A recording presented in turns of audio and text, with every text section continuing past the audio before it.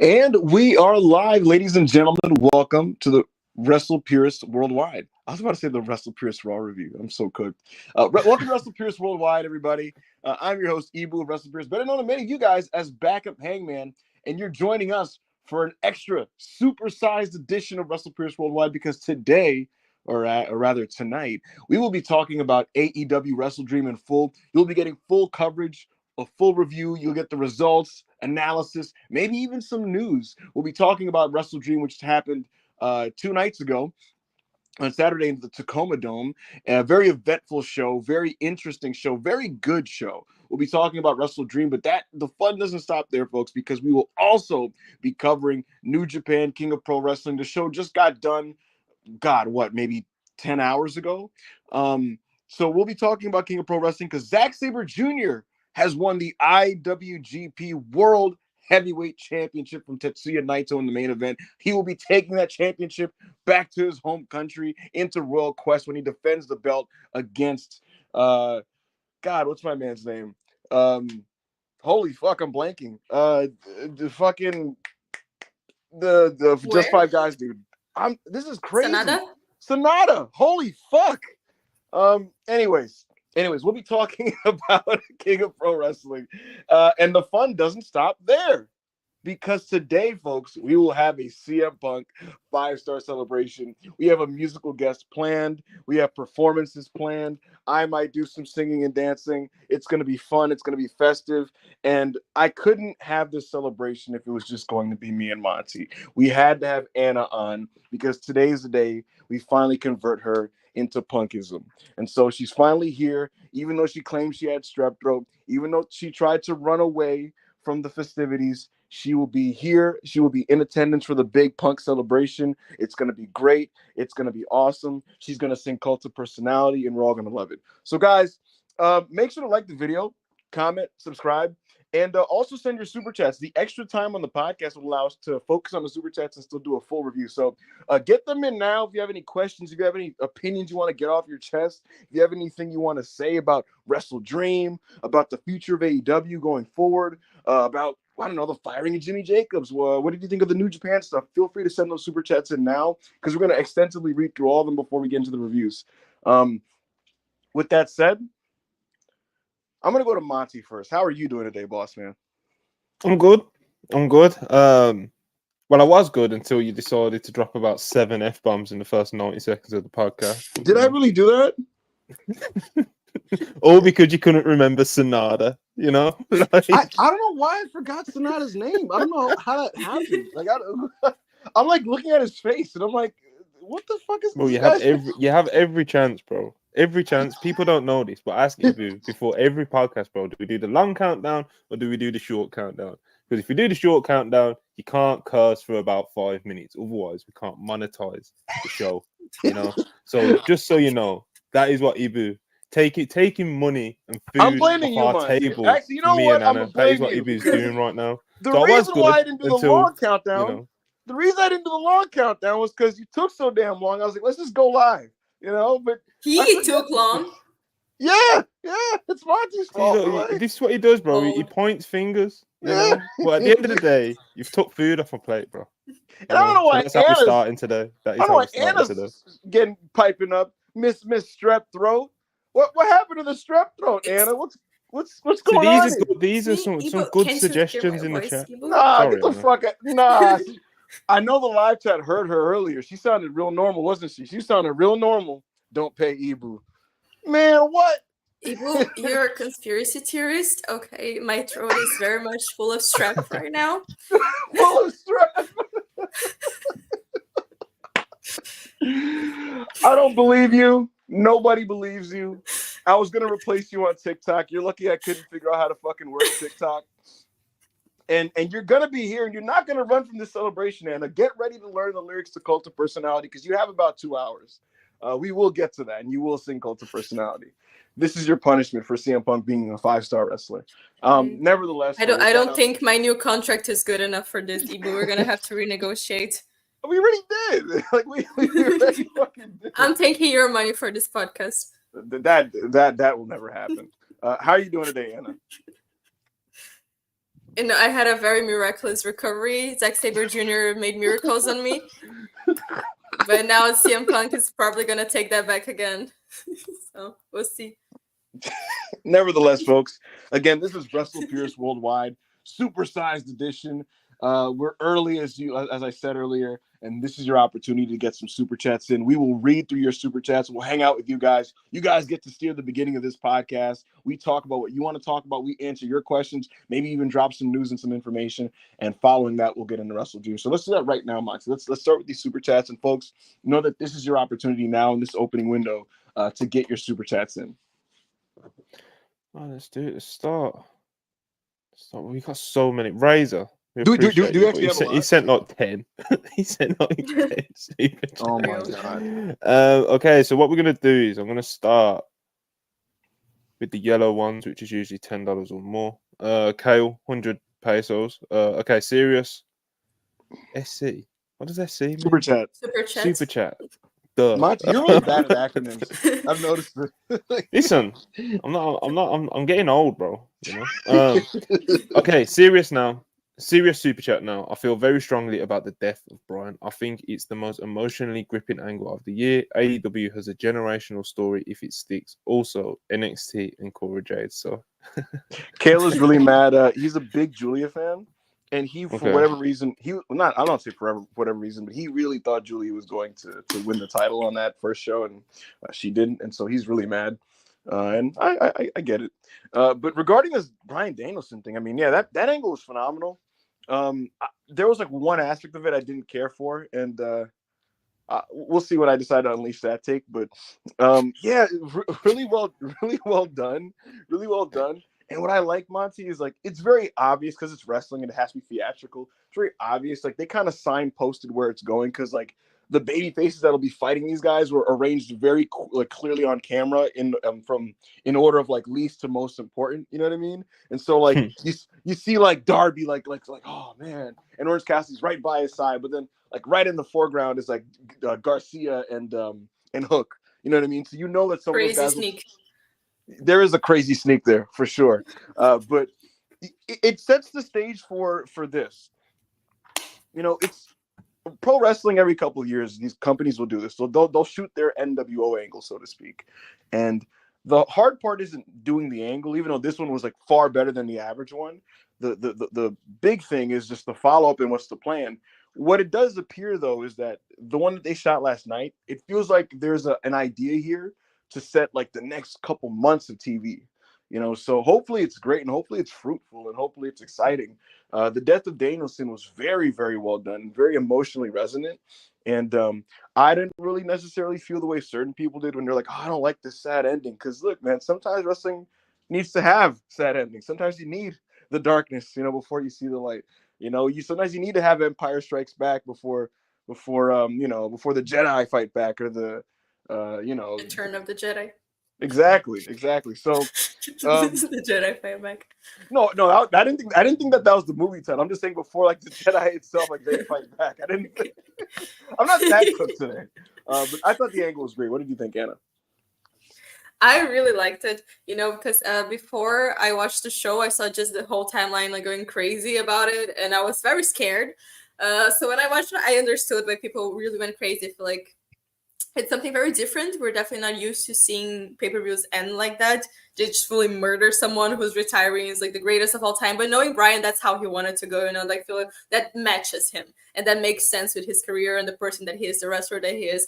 But I thought it was really nice, like the touch of having all like the most top baby faces coming out and the people that they want to set up for the future. That last shot, I think, was just amazing, phenomenal. And it really feels like it sets up as like the end of a season and is setting up, you know, like a season finale that is setting up for the next season. It feels like it's a refresher and it feels like it's a new beginning that's going to come. So I really hope that everything turns out well, that they're able to follow through with the story very well, because there's a lot of potential there, you know, like there's the whole thing, like every single champion in AEW now is a heel. So we need the baby faces to like bang together and like end the reign of terror and everything. So I'm excited. It feels like a fresh start for like a new era of AEW, and I really hope that comes through. That comes, you know, that comes through in the booking. as a whole. So what it makes me think of is and John tried to do this at the beginning of last year too, and it didn't, like, the idea didn't get to develop fully. But All Japan, Monty, was in like 1991, 92. The whole structure of the company as they entered the new era was, the whole company was built around Suruga versus Super Generation Army. You know, you had Misawa and Kobashi and all the guys behind them in Super Generation Army, and they were fighting with the old heads and the old guard of All Japan, led by Jumbo Tsuruta. And those tags and those wars and those battles and those brawls, that's what kind of anchored everything. And ultimately, at the forefront of it was Misawa and Jumbo. And obviously, Super Generation Army got to prevail at the end, and that led to the era of the Four Pillars dominating the next decade. And I genuinely think John has that in mind when they're doing this story. What did you think of this? Me? Yeah. Yeah, I liked it. I thought we was going to get into it a bit later, but there's a lot to unpack with it, you know. It could be obviously one of the most effective angles that they've ever done, to be honest. One thing I've found quite funny about this whole thing with Brian is, like, they've made us care so much about something that isn't as big as a deal as it seems, you know, because, like, he's retiring from full-time wrestling, you know. He's like, how often is that built up to? Normally people just kind of slip into part-time wrestling, do you know what I mean? And then they have the big grand final retirement match, you know. Like, this is just him transitioning into the next phase of his career. We hope if the if the neck surgery and his recovery from that goes to plan. So they've made us really buy into it, and, like, with how heartbreaking they did the angle, people are really, like, devastated. And you're seeing people clap back at it, like, oh, how are they letting Brian go out like this? Like, bro, he's not retiring. Do you know what I mean? Like, this isn't actually how he's going out. Fingers crossed. Obviously, we don't know how his neck surgery or neck treatment, etc., how that's going to go. But you know, the probable outcome is that this wasn't his very last match at all. No. So I think it's good the way they've built it up to get people so emotionally invested in that sense, and obviously to, like, deliberately, intentionally break everyone's hearts the way that they did with Brian being stretched off in his in his final full-time appearance for AEW. And you got all the baby faces defeated, and it's like, as Anna's already said, it kind of sets up so many different things. You know why I think, Monty, it hit people so much though? Because you're right. Like, ultimately, he's really just not a full-time wrestler anymore. That shouldn't be that big of a deal. I think part of why there's a sense of finality to it. It's because of all the interviews he did prior, where he's just kind of like, every morning I break my legs, and every morning I break my bones, and when I turn to the side, I can't feel my arm, and then I lose feeling in my legs, and I can't even pick up birdie. And it's like, he talks like he's literally like a cripple. And so, like, he's painted the picture and kind of seeded it in people's minds going in, like, man, he can't even move, you know? So it's like, there is that seed of doubt of, like, can he even come back from this neck surgery? And look, that's the other thing. Necks are tricky, bro. You know, you have Ivar, who did a neck procedure from the Viking Raiders, and he'll be coming back tonight on Raw, spoiler. And so that's cool. That was a successful one. It only took a couple months. Then you got Big E, you know, who we don't know if he'll ever wrestle again.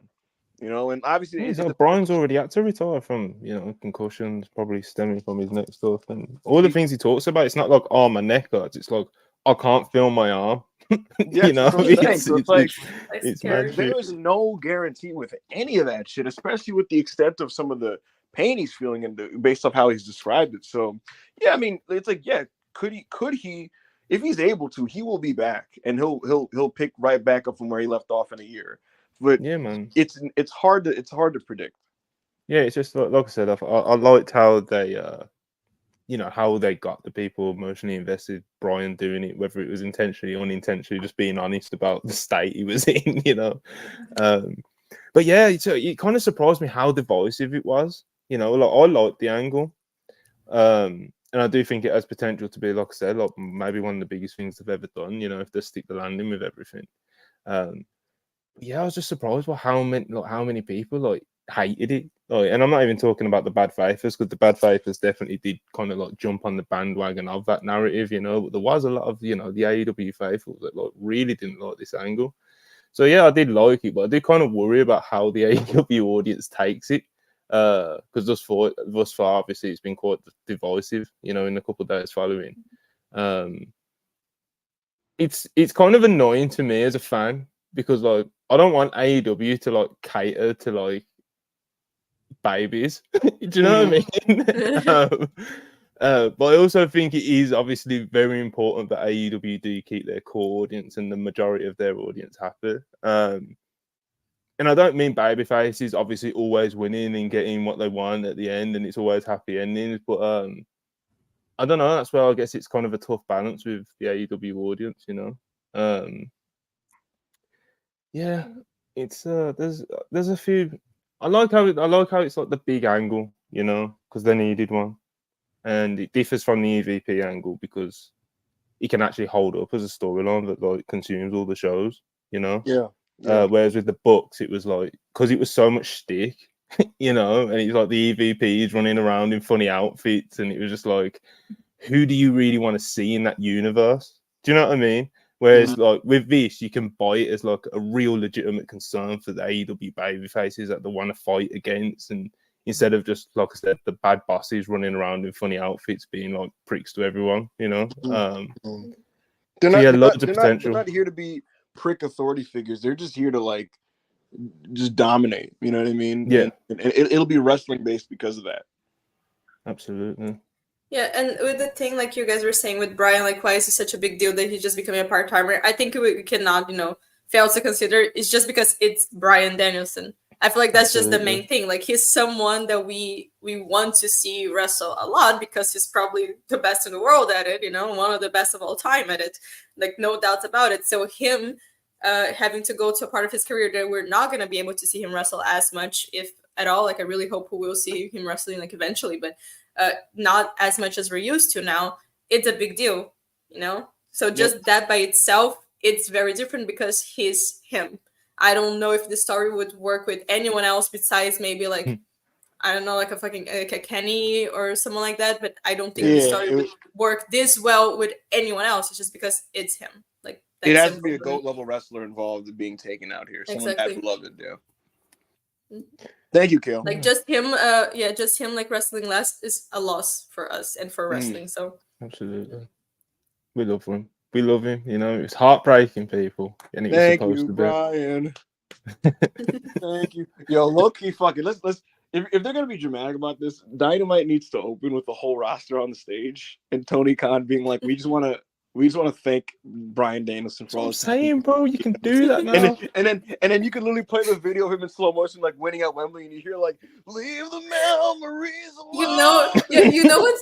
When someone dies, that they do the thing that like they put the picture of the person on the screen. Yeah, they put like the picture of the person on the screen, and then the whole roster comes out and they like put their heads down. They should do this. There's just Brian.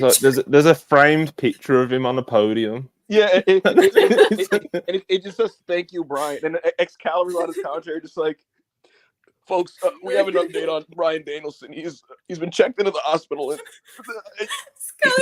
an appearance from Brie. Yeah. I'll say it now. Fuck it. So I love the angle, right? Excalibur crying was too much, bro. Like it was hilarious. It was like, yo, shut up, bro. Like, please, like, shut the fuck up, bro. Like, come on, man. Like his wife. I'm actually into the angle. You know what I mean? Like, I'm believing it. And then, like, what breaks like the universe is just this guy being like, Brian Danielson. I just go to his family. I've been very proud to be part of AEW. But just bro, come on. It's not about wrestling. It's about his life. It's about his wife and his kids.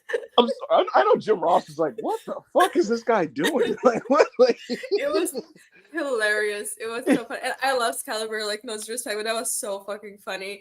Like that really broke the tension for me because I was so into it, and I heard, I was like, what? It immediately made it funny, and it was just like, why is he doing that? Like, bro, it's this really dark scene, and he's just, I've called Brian Danielson matches my whole life, and I was like, what are you doing? It was worse than when Samantha Irvin, when Cody Rhodes fucking won the belt at Mania, and she did the fakest, the winner.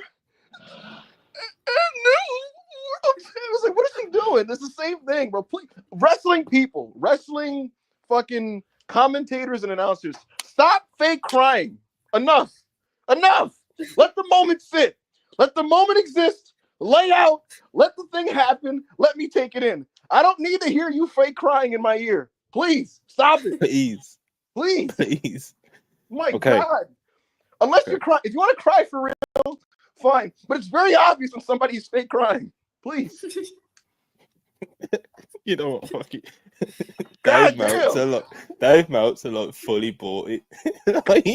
I bet you was on Observer. You're like, Excalibur was emotional. Like, He was. Of course he was.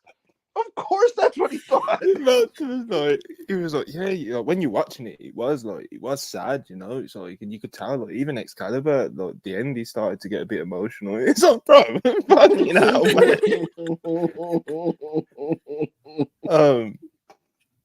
We have a good time here, folks. All right.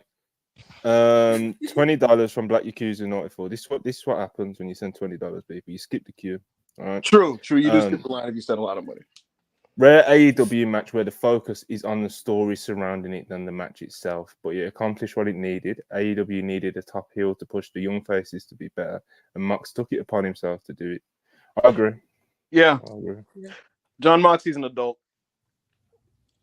He is. He definitely is. He's locked in as well, man, which is obviously good. He came back to work, looked around at AEW, said, "Enough of this shit, man. Enough. Enough of this shit, dude." Like, that's so real. This is already one of my favorite versions of Moxley ever. You know, like, and I've been watching that man since he debuted with his Shield, like, and I already love this so fucking much. And I think it's working so well. You can see he's motivated. It was one of my favorite matches of him, I think, probably ever. I really like his whole work throughout the match was so beast, was amazing. Of course, he's wrestling Bryan Danielson, but if he keeps going like this in his other defenses, and if he just keeps going like with the story, the way that he's doing now, I think it really has the potential to be one of like the best title rings, you know, in the company for sure. Yeah, man. I think Darby Allin, Monty, he's gonna be so ashamed of himself that he couldn't stop this, that he's gonna have to step away and walk away. He can't bear to see AEW under ruin like this. You know, walk away, and you'll see him resurfacing, watching from a distance, looming over the rafters as he watches the Moxley World Order. You know what I mean? Just running amok here. You know, until he finally, at the end of the year, at a year-end pay-per-view, descends to get the belt back. You know, so it'll be fun to watch. Yeah, man, he's got to fight the man. You know. Oh my God, we forgot to mention Jeff Jarrett getting color. Oh godly! How? Yeah, he was in Gorilla. He just shows him like he's in Gorilla, and he's like, Tony, I'm gonna get this fucking angle and blade. Tony's just like, go ahead, run out. And he's like, all right. I love that it's just like the young baby faces, you know, the future of the company, and Jeff Jarrett. I feel like there's a non-zero chance. Like, Mox wasn't even 100% clued in that Jarrett was gonna run out too, and he just improvised like, oh, let's kick this fucker out too. Fuck it, you know. They're just sending guys out there. Funny.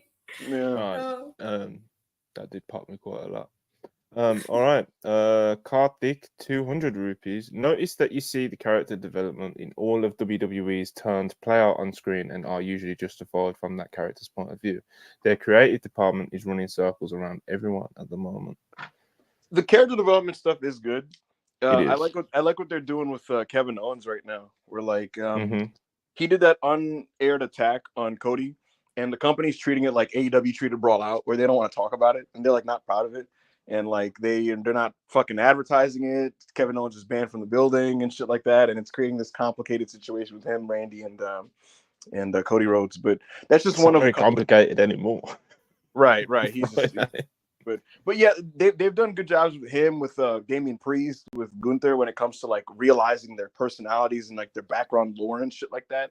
You know, so yeah, that's a big look. That's a big piece to making people care about the people featured on their show. That's just the bottom line. So they are doing a good job with that. Yeah, man. The mileage they got out of Priest is like right, exactly. Like when he was Punishment Martinez, I thought nothing of him. You know, so. I mean, even like Liv Morgan as well, bro. It's like, you know, I know everyone's. I've always like fought a corner in a sense, like when any of like my friends that I'm on podcasts with, like, you know, say she sucks or whatever, I'll be like, well, people like her, bro. You know, whereas like now, like people are like fully interested in, you know what I mean, investing in what she's doing. So, you know, You got to give him some credit for that. Okay. Right, where are we? Razor. We got a bunch off Razor for about £5. All right. He says, $4.99. Appreciate you. Can you follow up on WrestleVotes' July report about Punk's contract? WrestlePurists on Mondays with heart emoji. Appreciate you. Has Paul Lee agented his old CM Punk promos and matches? Is he talking about Punk's first run stuff? Because I don't know. I didn't have sources in 2013. I think he might have said his old friend.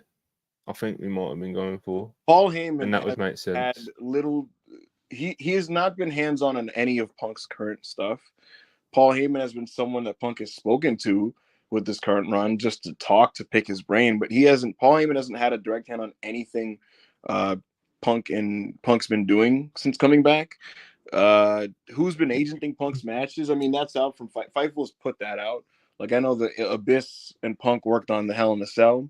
Regarding the WrestleVotes July report about Punk's deal, I mean, this guy really wants you to get aggregated. Punk is on the deal that he signed. Punk right now is under the deal that he signed last November. That's what I will tell you. Again, £5. Appreciate you again. Friday is Razor's birthday. Good for you, brother. Wishing you an early happy birthday. Anna and Monty, were you Razor fans? Razor as in Razor Ramon. Okay, I thought you were talking about yourself, Happy brother. birthday, Yeah, Razor Ramon. Ramon. Okay, were you Razor fans? Scott Hall was a 90s catalyst. Thoughts on 2000 Rock? 2000 Rock is greater than Homelander Cody. Okay, so were we fans of Razor Ramon? Yeah, I was a big fan of Razor. I liked Razor a lot. I can still go back and watch a Razor Ramon or Scott Hall match, to be honest. I think his matches hold up pretty well. His high-end matches, at least, anyway. He was really good, man. He just kind of he got it in the most cliche way of saying it, you know. Yeah, I love Scott Hall to death. If you haven't seen that Action Zone tag with the Click, it's awesome because it's like the only match with the Click like works hard because they're wrestling each other. So like Shawn Michaels is bumping his ass off for Razor Ramon, and 1, 2, 3 kids looking awesome in there, and they're doing the most to make Kevin Nash look great. But I love Razor. And regarding 2000 Rock, and you guys know I love Cody Rhodes. You guys know Cody's my guy. You know Cody is the man. He's the ace of the universe. He doesn't compare to The Rock in 2000 in any way, pretty much. So not many do, brother. Right. Not many do. Anna, was you a fan of Razor, or are you a fan of Razor? Have you seen much of him? Yeah, I was gonna say that like I really haven't been able to catch up and watch a lot of things from him. So if anyone has recommendations, I'm more than open to go back and watch. But I like from what I've seen, I really liked him. But Shawn Michaels, okay. Just recommend like a specific match in a show. I'll definitely go back and watch. Okay. Yeah, man. Shout out Scott Hall. All right. Another one, Razor, £5. Piper being the only wrestler to out-politic Hulk Hogan in WWF, plus beat Hulk Hogan in WCW as a face with Hulk having control is fire. Is Punk filming TV and movies in LA? I can't say. Okay, another £5. Appreciate your Razor. Jesus. My God. Jesus. $4.99. Anna, take these CM strokes. Punk in 3 decades got the big 5 from Buy me dinner first. What the fuck? The 2 5s were pre-Okada versus Omega breaking the scale, plus cooking Unk's brain. I was gonna say I'm gonna get Punk to do worldwide, and when that happens, it's gonna be so funny when he inevitably goes, I hear you're not a fan of me, Anna. It's gonna be the best moment in the history of the podcast. Yeah. What about it? He probably just shrugged his shoulders and like, yeah, fair. Yeah. The 2 5-stars were pre-Okada versus Goat Omega breaking the scale, cooking on spring. Now Razor's just like giving his opinions, which that's cool. Like that's what's up. It's always been that though, like he doesn't have a structure to give ratings, it's just what he thinks of it. And for some reason everyone is always like, oh, so he means that, so it is that. Sorry. And like, right. No, that's not how it works. But well. Razor promises us that he's not Moxley Mayhem. And he asks, debate this, Ibu and Monty, what was the more important in CM Punk's Ring of Honor run, the Raven feud as a heel, or the trilogy versus Joe as a face? It's tough because the Joe work is what put him on the map to like the wider hardcore fan. The Raven stuff is what really helped him hone his character work, because that's really where he got to really figure out how to apply the concept of being a straight edge person into character work, both heel and face. Because that was really Raven and Punk was the precursor to Jeff Hardy and Punk. It's the same feud but more edgy. Where he just does all the same stuff where, I'm the monster to fight the monsters of the world. My dad was an alcoholic. Fuck you for ruining your opportunity, Raven. You're a piece of shit. You're a loser. You're a bum. Like, it's the same concept. That's really where he really found himself as a personality. The Joe stuff is better wrestling, and it's the stuff that got people to buy the DVDs and go, man, CM Punk is someone you got to watch out for.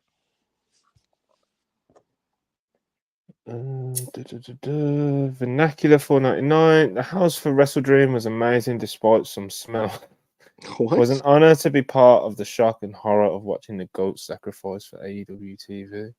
Yeah, man, I hope you had a great time, but it sounds like you did. Hell yeah. Shoot, man. The smells in wrestling shows are crazy. But yeah. The couple that I've been to recently actually haven't been that bad, so maybe I've got lucky. I don't know. But, Wembley obviously last year was open air, yeah.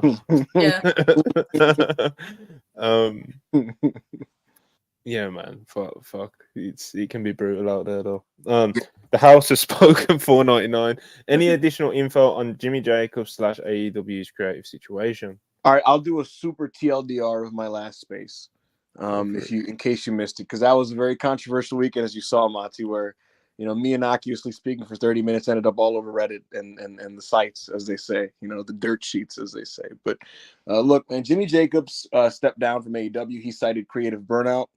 Him and Tony Khan had a conversation, and then they decided mutually to part ways. And that's the explanation that they're going with publicly. They're saying that, hey, man, it's a mutual decision. We both sides felt like it was time to part ways on it. So that's what they're doing. Here's the deal with Jimmy Jacobs. Again, he was burnt out. AEW felt, okay, he's gone. This is a good opportunity to go in a new direction and refresh things. And that's why they were excited about WrestleDream. Speaking of WrestleDream, they locked in a lot of like the revised finishes and things on the show after Jimmy's step down, because they wanted to, I'm not saying they changed results, but they kind of like tweaked the show in a way that makes it more feel like a soft reset, if that makes any sense. And so they took that opportunity to do so and have a fresh slate on this week's TV to kind of do some cool things. And that's where a couple of things were adjusted, like Swerve's segment, which had a different outcome initially before they changed it. They all opted to have certain returns happen on WrestleDream instead. But regarding Jimmy Jacobs, again, he's somebody that people liked. He's somebody who was on WWE's creative team on Raw as the head writer from 2015 to 2017. He went to work for Impact afterwards, and he was Tony's right hand in terms of putting the shows together and being at TV and producing things. He was a close collaborator with Chris Jericho on the Learning Tree, and he was somebody that again, Tony relied on to help him put together the shows, and he's now gone. So with him being gone, the show should, in theory, feel at least slightly different. But in my personal subjective opinion, this is now where I talk subjectively. I thought by the end there he was a net negative to the show and the product. And I say the job is not finished in terms of ridding the creative team of people that didn't really understand what AEW is supposed to be about. There you have it, folks. Mid takes 499. Appreciate you as always. Moxley Mayhem's son or daughter? Come on, man. Yeah, I'm not answering that. Trying to give it like a real thought. And that's the sort of $5. Hey, you're a big fan. What do you think the plans for Ilya were before he got injured? Also, Takeshita is hot and should beat Bruno's record. I know what the plans were. He had two big opponents lined up for him. Those were Braun Breaker and Gunther. They didn't fully hash out what shows those two matches were going to be, but he was basically going to feud with the Judgment Day. He was going to have matches with JD McDonough and Finn Balor, singles matches. They were going to tag him and Dragon Lee together him and Dragon Lee were actually going to tag a bit. It's why, if you remember, Monty, their last match they had, they like had a handshake. They're going to establish like the on-screen friendship and tag them against like JD and Finn and shit. And again, he was going to have singles matches with JD and Finn. That was going to be his fall direction. And going into next year, he was going to target Braun Breaker and Gunther. No, I'm so sad now. What the fuck? It's unfortunate. Oh. It's unfortunate. He got hurt. What was his injury again? He tore his ACL. His fucking ACL. Yeah. I'll give him my ACL. I don't care. Take it. That's unfortunate. It's for you. That's brutal. The live chat is acting like someone died. Everybody's like, no. Not sad enough, in my opinion. All right, $4.99. That three-way was crazy. Willow and Mariah were hooping and in the building. The Jericho match was fun. I don't know how it came across on TV. It came across well.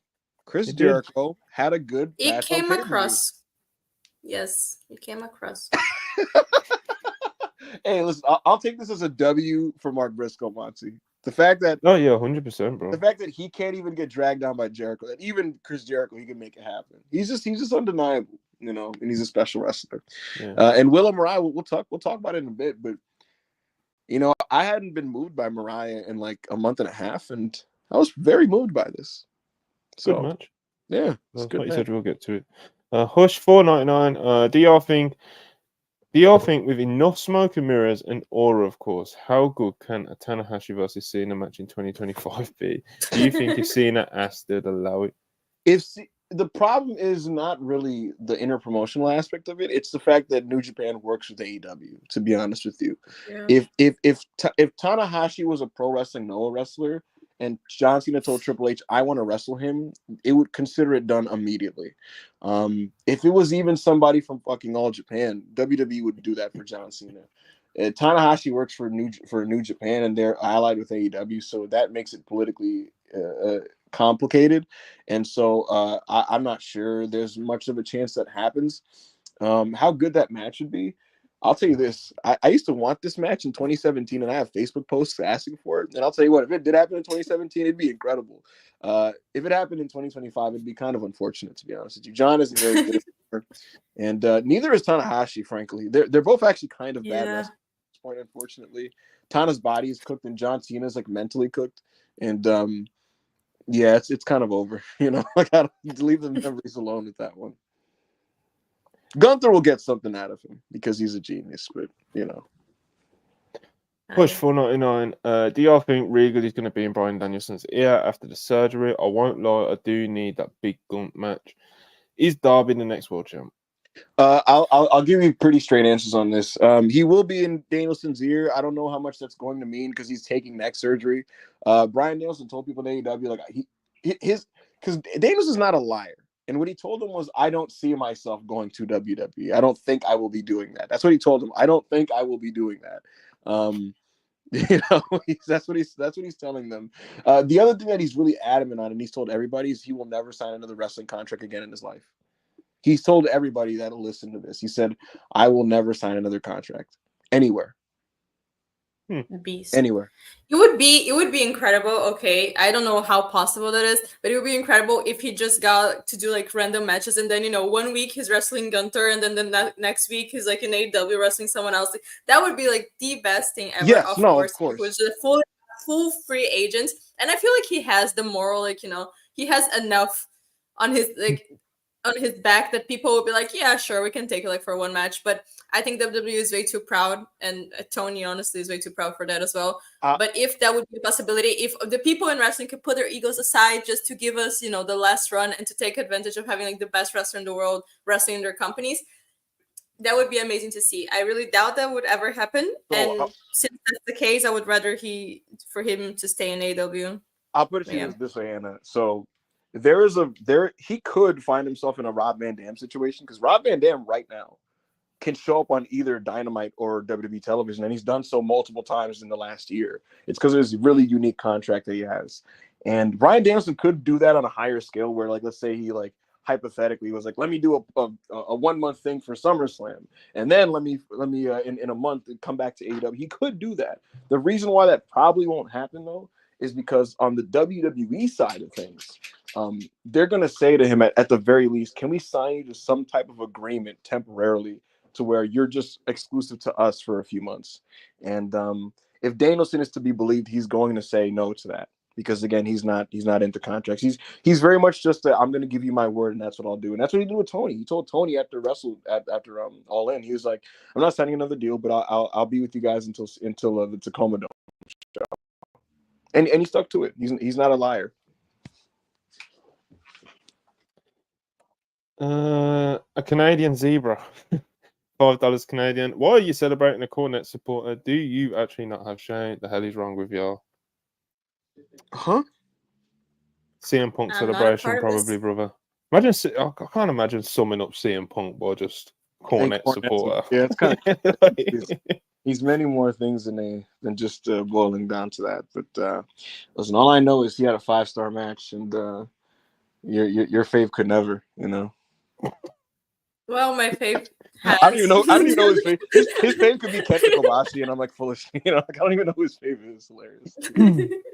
You know. Ricky Styles, $4.99. Ibuzari, you left your jean jacket in my room. Again, silly. Did you ask Monty about the proposal we had in mind? Bro, don't drag me into your bullshit, man. Come on, brother. There's lines, you know. Jacob Donnelly, $5. Anna deserves a Supermax contract to put up with Ibu's pettiness. I'm a beast. I'm telling you, you know, like I have, you know, FIFO is hitting me up, you know, like I have options here. Like I'm just saying, you know, like there's other companies. There will be, you know, the bidding war 2024. We still have a couple of months left. I'm just saying, Ibu, if you know you don't step up your game, and if Monty, you're the boss. So if you want to take a part of Ibu's paycheck, Ibu handles the negotiations. Don't look at me. I am head of talent, but you know, I'm doing my thing. I don't lowball. I have options. You know. Mike Stevens, $4.99. Appreciate you. Daniel Garcia's booking since his return is already pissing me off. Why did he return in a backstage segment and not at the pay-per-view? Oh, he returned in a live segment, like to kind of sum it up in a to sum it up as like a backstage segment when it was just him on his way to the ring. You know? It wasn't like he exclusively was kind of like, "Hey Renee, you know? It's not like he was like, "Hey Renee, I'm back," and then that was it. You know, it wasn't like the Statlander thing. I will say, you know, this is more because of just how devalued the TNT belt is. Him versus Jack Perry doesn't feel like a big deal. And that's just because, like, in the grand scheme of AEW, when you take a step away, it's like on the hierarchy, like how high does that kind of land? It's like you got the Moxley stuff and his impending war with Orange Cassidy and Darby Allin. You have the Kyle Fletcher and Will Ospreay situation. Takeshita's the international champion and he's heated up and he looked great on the pay-per-view. You got MJF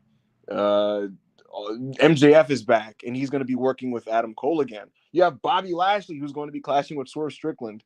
Like, think about all those things and then think about like Jack Perry versus Daniel Garcia. That's just like very collision, very mid-card, you know. But here's the thing. Rome wasn't built in a day. It's up to AEW and Daniel Garcia to rebuild and to put the work in to make this feel like a thing. He's going to beat Jack Perry. The question is not, is he going to win the belt? The question is, how important will this feel? And that's up to Daniel to put the work in as a wrestler. And that's also to AEW as creative. So we'll see where that goes. Hush, $5 a price, Darby. If you is the one to be the main character / next world champion out of this storyline, this is a huge dud. Sorry, not sorry. I won't worry about it. It will be Darby. Yeah. I think the last shot made it pretty clear it will be Darby. It's not gonna be Yuta. Come on. Sway $4.99, appreciate it. Only people who didn't like the ending of Daniel versus Max are Julian Weeks Glazers. No, bro. Like I said, like when I was saying, bro, like a lot of like WWE bad faithers and stuff did jump on the bandwagon, but there was legitimate AEW fans that I was seeing that weren't ecstatic with it, you know. And I don't agree with them, as I already said, but you know, I feel like it's a thing that both AEW and WWE fans is like when like the bad faithers jump on the bandwagon, it then makes people completely discredit the criticism. Do you know what I mean? Because they see so many like of the bad faithers saying it, so it just kind of becomes this like bullshit narrative, you know. But, yeah, man, it's some people didn't like it. A lot of people I really liked it, so you know, fuck everyone. Jacob Donnelly, $5. Other than Excalibur's terrible fake crying, the ending of WrestleDream was pretty sweet. I agree, brother. Yes, absolutely. Grainmaker Wrestling Podcast, $6.99 Canadian. Why did Bro have so much heat with Tony Nese? That's a deep cut, Ibo. Monty, did you catch this? No, I bounced up the space bar then. No, so this is the first space that I deleted. Yeah, that's what I'm saying. I was gone by then. In that first one, we allowed some guest speakers to talk, and hilariously, this is why the Reddit aggregation was so bad.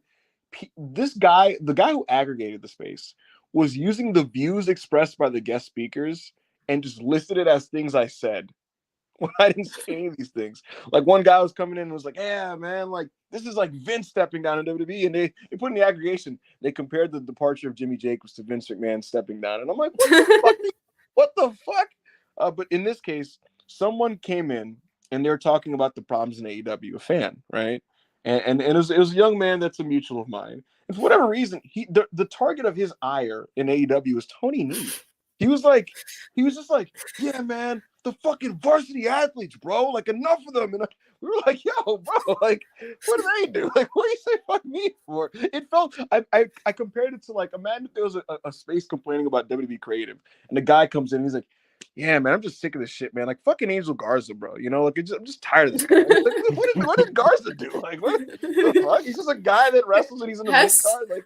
Like, let him has Tony Nese even been on TV in like a long time? I have not seen him at all. Like, he's probably been on Rampage or some shit. Yeah, he's on the C shows. He's on the C shows. Just minding his business. Just, you know, just having little Rampage matches. You know? Yeah. Let him live. Bailey Rainwater Brown. $4.99. I was at the show and there was a ton of people in Outrunners merch and they got a huge pop. What am I missing with them? I don't get it, to be honest. They are meme-like, you know. They pretend to be over-the-top 80s wrestlers and people find it funny. Yeah, this isn't a situation where it's like, I just don't see it with Bryan Danielson, man. What am I missing? Like, the Outrunners aren't like this all-time greatness, and man, do you know what I mean? So, like, if they pop you because of the aesthetic and you know the memes and whatnot, you know they've got charisma and stuff. And, it's not one of them things where you have to be like, what really makes them work? You know, like sitting down and like contemplating and shit. Mm-hmm. Thank you, Bailey. Razor $4.99, appreciate you again. What's CM Punk's best heel? 05, 09, and his best face work 2011, 2021, 2024. Same question for the GOAT Danielson. Bro, you can't just like ask like 4 questions in a row like that. 2012. You got me fucking up now. 2012 Punk heel run was very forced. 08, 09 heel run. Y2J, Wine, what happened? What happened is Jericho became 55 years old. Punk's heel run in 2012 was forced. He didn't want to turn babyface. He turned babyface because he was told that if he didn't turn, he would have to drop the belt. I forgot the exact order of events, but it had to do with The Rock coming back and the Royal Rumble and all that type of shit and all that jazz. So basically, they were just kind of like, yeah, you got to turn now so that, you know, we could put you against John Cena. Otherwise, he was going to like lose the belt to Cena, I believe, and they were just going to build that to Mania. Something like that. Punk's best heel work, I don't know, man. Probably in Ring of Honor, some point in Ring of Honor. His best face work, the years you listed, when he was an old man babyface in AEW, he was tremendous. The voice of the voices was special, and his current babyface work is awesome too. So you answered your own question there. Bryan Danielson, I mean, Bryan Danielson's been an incredible face throughout every time that he's been a face. So that's kind of my, you know, like he's been a great face throughout his career. Jack, €5. Do you know which matches are the most watched in WWE tape studies? That's a good question. Do they ever watch non-WWE stuff, specifically Puro? Examples are most welcome if you know. Okay, so I'll tell you this. So in the Performance Center, right? they used to kind of do it like not informally. Like it'd be a thing where like there was a lot of PC coaches, and you had to get to certain levels to be with certain people. Like Scott Taylor, Scotty Tuhati, you had to be like a year in to kind of to come in his level. But yeah. So the bottom line here is now it's a formal thing, Monty. Now it's a requirement. And I think they did so because when the NILers came in, a lot of them weren't really familiar with wrestling as a medium. And so now, like part of the curriculum is essentially, learning about wrestling. Yeah, it's a curriculum, legitimately. They watch a lot of stuff. It's like, yes, really, Enrico, let's go. It's what you'd expect in the sense that they're watching a lot of Shawn Michaels, hilariously. They're watching a lot of like Fed classics. They do watch Randy. Yes. Look at how Randy fucking grinds into the. Look how he takes it in. Yeah. A lot of that. I was told by a talent that was in NXT at the time that they did watch Japanese wrestling, which is interesting. Yeah. Hush, $5. Appreciate you. Can y'all elaborate on the AJ Styles farewell tour? Is he supposed to be his farewell tour from WWE or wrestling as a whole, or just another war? You there, Ribba? We lost him. Yeah, the AJ Styles stuff. I'm still in the same place I was last week, bro. I'm still not fully buying this injury business. Yeah. You know, as far as for a me, farewell it comes tour, off as a work. Yeah. Okay, I'm back. I'm sorry. Someone was at my door. The question: AJ Styles' farewell tour. Yeah, this is a work, dude. Yeah. And my Starwin, $5. Who would you like to see Lashley face from New Japan in Japan? Yata Tsuji. I don't have an answer. I don't really. If Hiroshi Tanahashi was still good, I'd pick him. But I don't have a big answer here, to be honest. I'd love to see like Shingo. Takashi Sugiura versus Bobby would be godly, but that's Noah, you know. Kento Miyahara Bobby would be sick, but that's all Japan. I don't have a New Japan guy that jumps out. Naito, no. Evil. Great Okan. Yeah, I always fired up for a big rip. All right. Any more $5 ones? No. All right, we're moving on to the blue super chats now, people. Mason 199. Brian retiring via execution is Pete Pro Wrestling. Good shit, brother. Razor. Brian is the GOAT. Favorite Brian ROH WWE and AEW feud. ROH Nigel. WWE. I love the Kofi feud. Yeah, I think I'm up with you, to be honest, on the Kofi one. I love the Planet's Champion run, man. Yes, I love that so much. For me, it's my favorite heel work of his.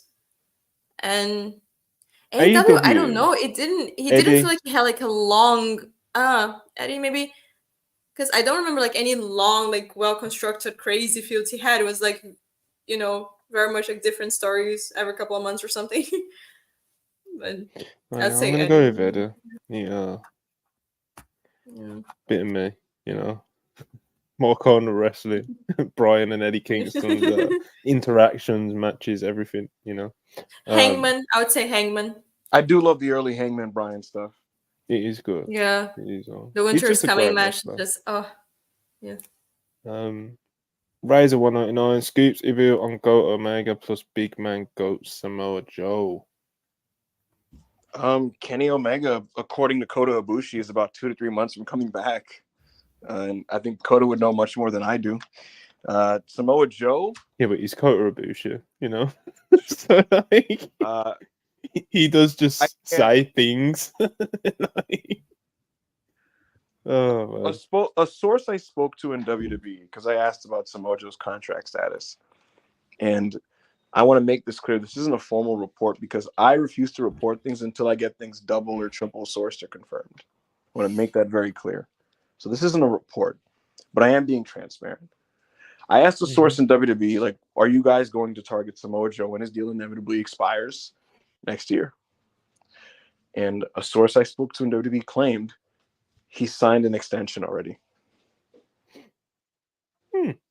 That's what they said to me. Good for Joe, man. I asked AEW. They didn't give me an answer on that. So there is some word out there in certain circles. Joe is route with AEW. Ibu, I guess, will try and get it confirmed. He has already tried and got aired, but he'll keep chipping away people, you know. Hey Tony, did Joe resign? Dynamite tonight. Like, all right, bro. Thanks, man. Thanks, Tony. Appreciate it, buddy. R Curtis 777 with 499. It's insane how fast the Hanger match reheated Switch. And obviously just people popping for his return as well, man. Monty, that's the power of great wrestling with a clean finish. Yeah, man. Oh, yeah. I agree. It was very well done. All these people that get paid, all these producers that get paid to come up with shitty, fucking gimmicky finishes, and ultimately, there's so much power in a guy fighting another guy, and just finding a way to overcome and beat them. Absolutely. Right, back to the 199s. Razor 199 again. Will Gunny be Punk's WWE Sam Joe? Will Punk blade? Punk is facing Gunther at Survivor Series. He wants to bleed. This one hasn't been cleared yet. He was cleared for the Bad Blood. We'll see if this one gets cleared. He wants to bleed against him. Will he be Samoa Joe? Yes. This will probably be some of Punk's best wrestling since coming out of retirement. This match is probably going to be tremendous. Razor 199. Thoughts on CM's gift to Victoria plus free tickets? You good, Razor, bro? my fucking god. What? Are you all right, dude? Well, it's all CM Punk, bro. Another one, Razor 199. He's CM Punk, a Jada Parker fan. Yes. Percentage chance of Bryan Danielson versus Gunther in WWE? Ever? 50%. Within the next year, 2%. Amdrak, 100 rupees. JR, Brian kicking out at 1 because if he got to 2, he won't have made it. The best kick out at 1 explanation. Match was depressingly beautiful. Hashtag it's over. Hashtag fuck the BCC. Facts. Yeah, it was a good call that from was a great call. Yeah. You know. Amdrak again, 100 rupees. Dragon finally got his get your fucking head kicked in chance in his final full-time match in his home state. Blackpool Combat Club massacred my goat. I cried, man. What a run. What a run indeed. I cried too. Indeed. Me and Excalibur. He's crying about his quality of life. Kale, 20 pesos. Ibu, thoughts on your old, short, and stinky allegation? Yeah, that last one was mad crazy. That was from Novi, and that was like insane, and just like I'm not even gonna entertain that. Like nobody should. Old is subjective. You know, I'll leave that one to our interpretation. Age is just a number, right, Ibu? Hey man. And then short, that's not true either. I am 5'11" without shoes. So. See, that's the part I've never bought, bro. You know, like, there's a lot of allegations against Eva. Some that aren't even listed in that previous super chat, you know. But I've never bought your height, bro. I've never bought the height you tell. I just think you're like. I feel like you're 5'8". You know? No.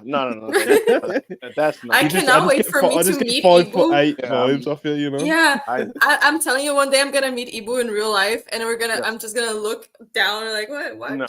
Here's the thing. Yeah, that's the thing, bro. No one's met you either.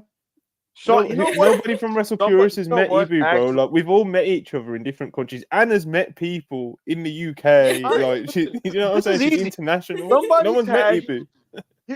We'll squash this right now. Somebody tag Sean Rossap and say, how tall is Ibu?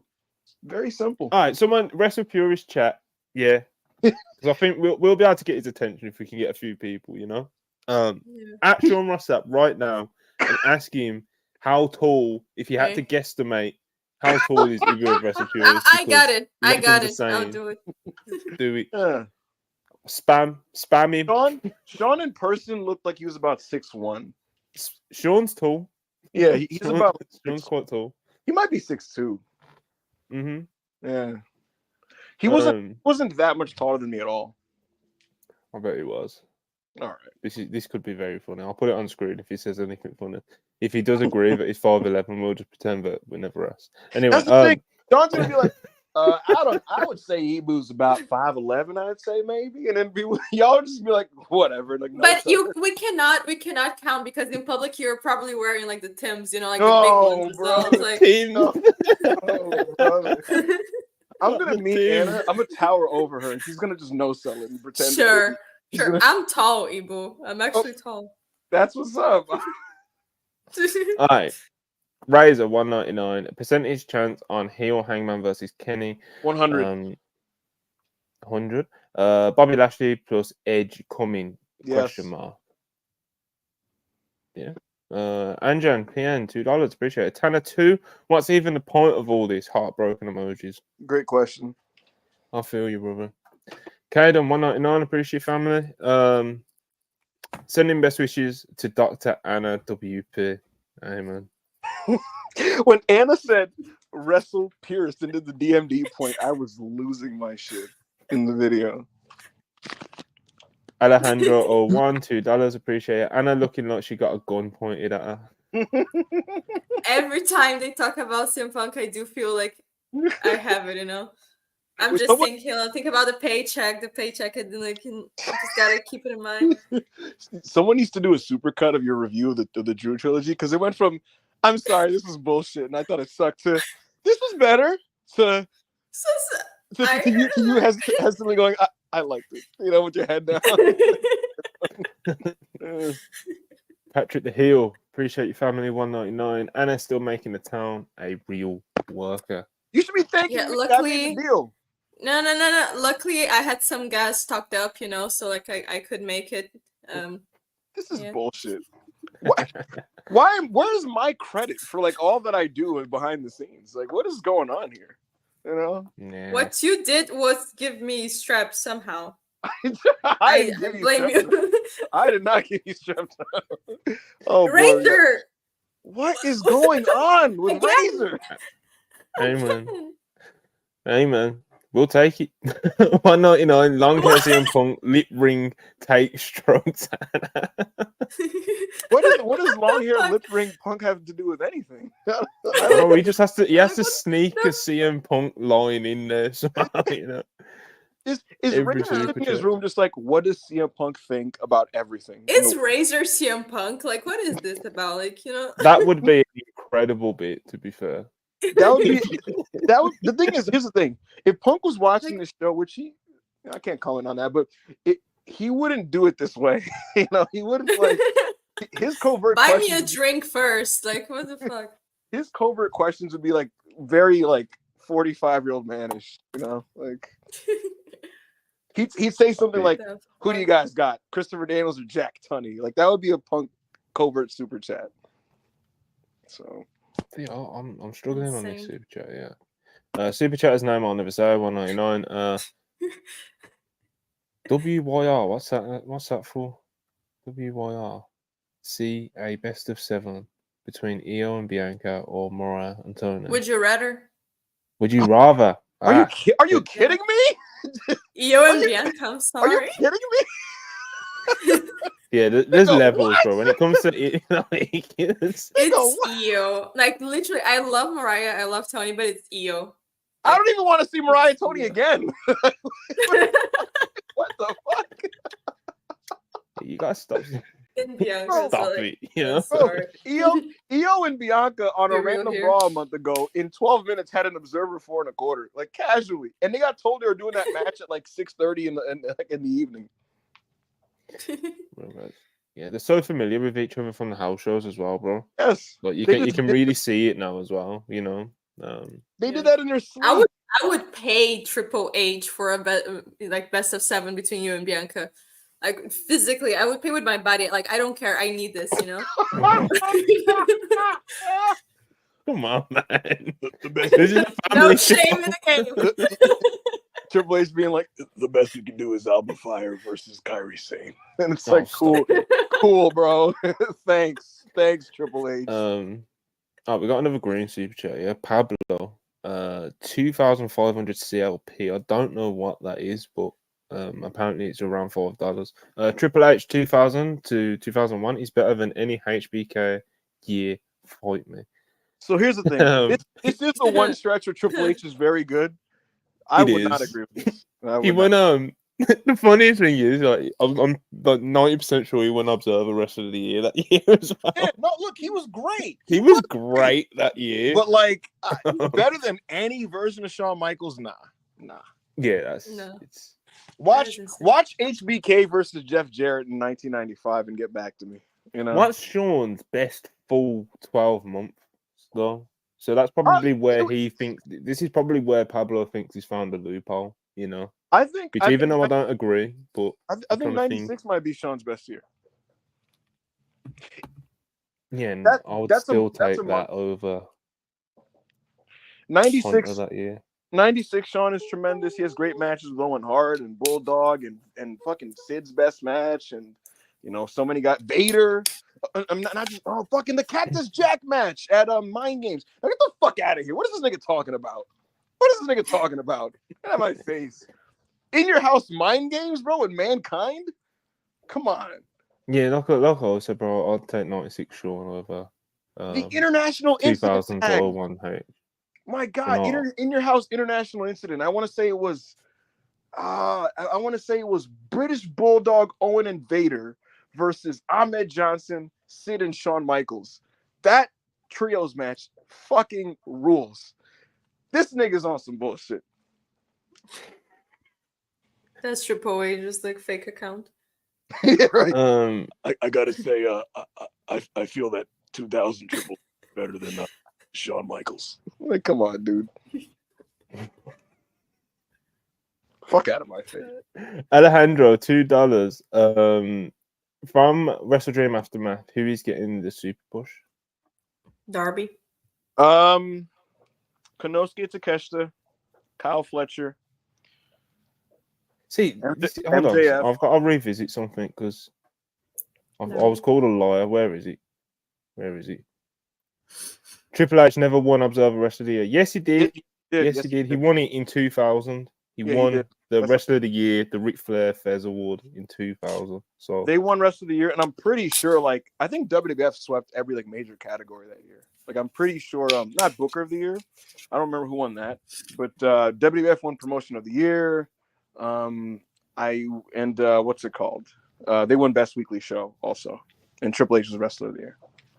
Could have went to Dwayne, but you know, racism. Jesus. Yuzura Heart $5. Monty, I will multiply this by 100 and compromise a nemesis of yours if you pull the plug on Ibu's victory lap over that Hell in a Cell match. No, bro, I'll be running with him. Listen, I will be gone. In an hour, we're gonna play Cult of Personality. We're all going to sing. That's just what's gonna happen. We're gonna in an hour. My internet will suspiciously and crash. I'm telling you, Anna's gonna drop on one knee, look at her wrist, and go, "It's clobbering time." Stop it. It's very bold of you to assume that I'm gonna stick around for this. It's part of the deal. It's the asterisk. It is written in the contract. I wrote it. Okay. Sorry, guys. Dragon Master Adam, £5. Appreciate you. He cannot be understated how important having a prime, confident, and reliable Zack Sabre Jr. as champ is to New Japan as they try to build their domestic stars.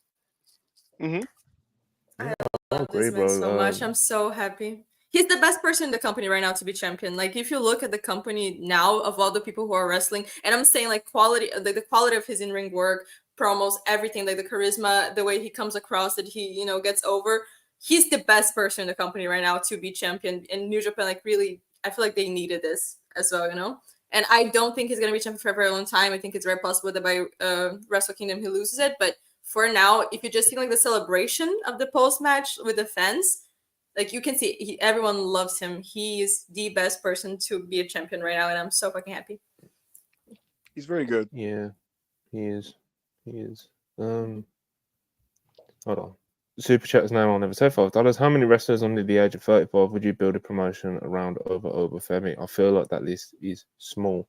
Under the age of 35, there's probably a couple of people, but not many. Obafemi, who would have built a promotion around someone like Obafemi? Yeah, right. Like, Osprey's under 35. You know. Yeah, Osprey's under 35, but he went agendas. I do like Obafemi, and I'll say this: his match on NXT last week was very good. Yeah, Obafemi, who would all under the age of 35? Now there is a couple, but not that many. Because 35 kind of if you would have said under 30, then obviously we can kind of like. And you got like Hangman Page in this umbrella and people like that, you know. So. Yeah. Swerve under 35. Yeah, Swerve's like 30. Oh, Takeshita. I think Io's under 35 as well. Io is 30, but she's like 34. Yeah, something like that. 33. She's yeah. So like Hangman as well. I would very much build a company around Io. If I had a wrestling coach, like, for real? I'm like, here's my championship. You know, we know.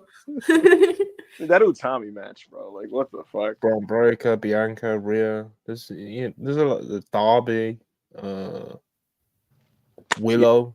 Max. Willow's on the first. But look, said I wouldn't even necessarily Mercedes. take all of these. Yeah. Well. Oh, anyway, what Berkey 199. Ibu, go back private so I can sell audio from Spaces. I would to monetize these spaces. I can't lie. They're starting to feel sell like tickets. they're feeling like the crack on the streets or some shit, bro. Monty, after that first one I deleted, I saw some going, what happened on the space? And the guy was like, I got the MP3 for you, bro. And it's just link the dude like an MP3 file. I was like, what the fuck is this? Like they're trading my spaces on the black market. Tape trading spaces. This is crazy. Anjan PN $2, ZSJ Dunny, and my EVP's back in the dome. Hashtag we back as fuck. Good shit, brother. Iggy $450 $2. Is Ospreay moving on from the international belt? Well, his immediate future is going to be dealing with Mr. Kyle Fletcher. He's going to sell the Tiger Driver first, and he'll be coming for Kyle. J Coyle £2. What are the legitimate complaints about the angle? We went into this at the beginning of this, but people didn't like how bleak it was. Some people. It was hard. It's a legitimate complaint. It's not necessarily that. I don't think any of us three agree with it at all, to be honest. But it's like, you know, it's wrestling subjective, bro. And if you enjoy it, that's what fucking matters, you know. As long as it don't like empty the buildings, you know what I mean? Which I don't think this is gonna do. Mass 184 199. Ibu will cry on the Tanner retirement show review. He might. I will never cry on air ever. I don't know, man. You're this caliber. I think you will like get teared up, you know, get choked up. I won't do it on air. Ibu's not on camera either, so he can just mute himself and just pretend that his connection's dropped or some shit, you know. Yeah, like the man that turned around New Japan. He's the guy that, if it wasn't for him, we wouldn't be seeing the promotion that we're seeing today. He's the ace. He's the president. He is Hiroshi Tanahashi. El President. Darren Walker £2. Darby beats Mox and Christian Cash is in. I'm not trying to see Christian Cage as well, John. That would be very nice. They shouldn't do that. No, I would love to see. Yeah, I was gonna say like if they did that for me, would only like the only explanation is for Sting to come out and beat Christian's ass, and like that's the only reason why. But else too, and then he can celebrate with Darby. But yeah. Andy 100 rupees. Discourse has overcorrected on Cena. People seem to think he only worked AJ and Umaga and have forgotten the awful promos, feuds, and bouts from the 2010s. The thing with Cena, bro, he had a run on top of WWE. So a lot of the time he was on top in WWE, it was creatively bankrupt, and he did a lot of good and he did a lot of bad. Like he did a lot of everything because he was on top for so long, you know. Yeah.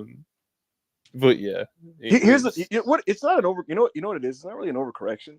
It's just the people that were too young to hate John Cena became the adults, and that's all it is. Is that the people that you see running those big WWE Fed accounts, you know, like they're 21-year-old dudes who were, you know, when The Rock was calling them Fruity Pebble Man, they were the ones that Rock was talking about when they're doing the "You can't see me," and you know what I mean. Like it's those kids.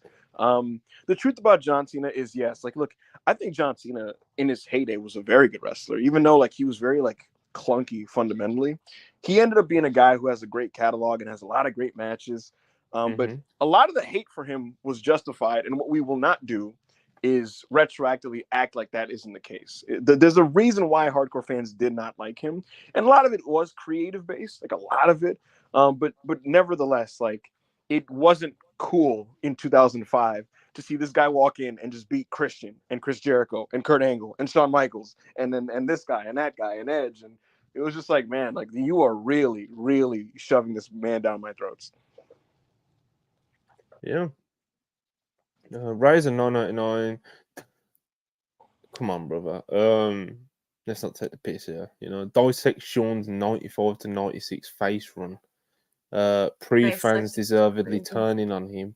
96 Sean had Vince crushing over him on 96 Sean had Vince crushing over him on commentary. Dissect HBK DX heel 97 run. Thoughts on the big man. So, bro, you gotta stop doing this like 3 whole topics in the super chat. We appreciate all the super chats you sent, but bro, come on. I'll do this quick.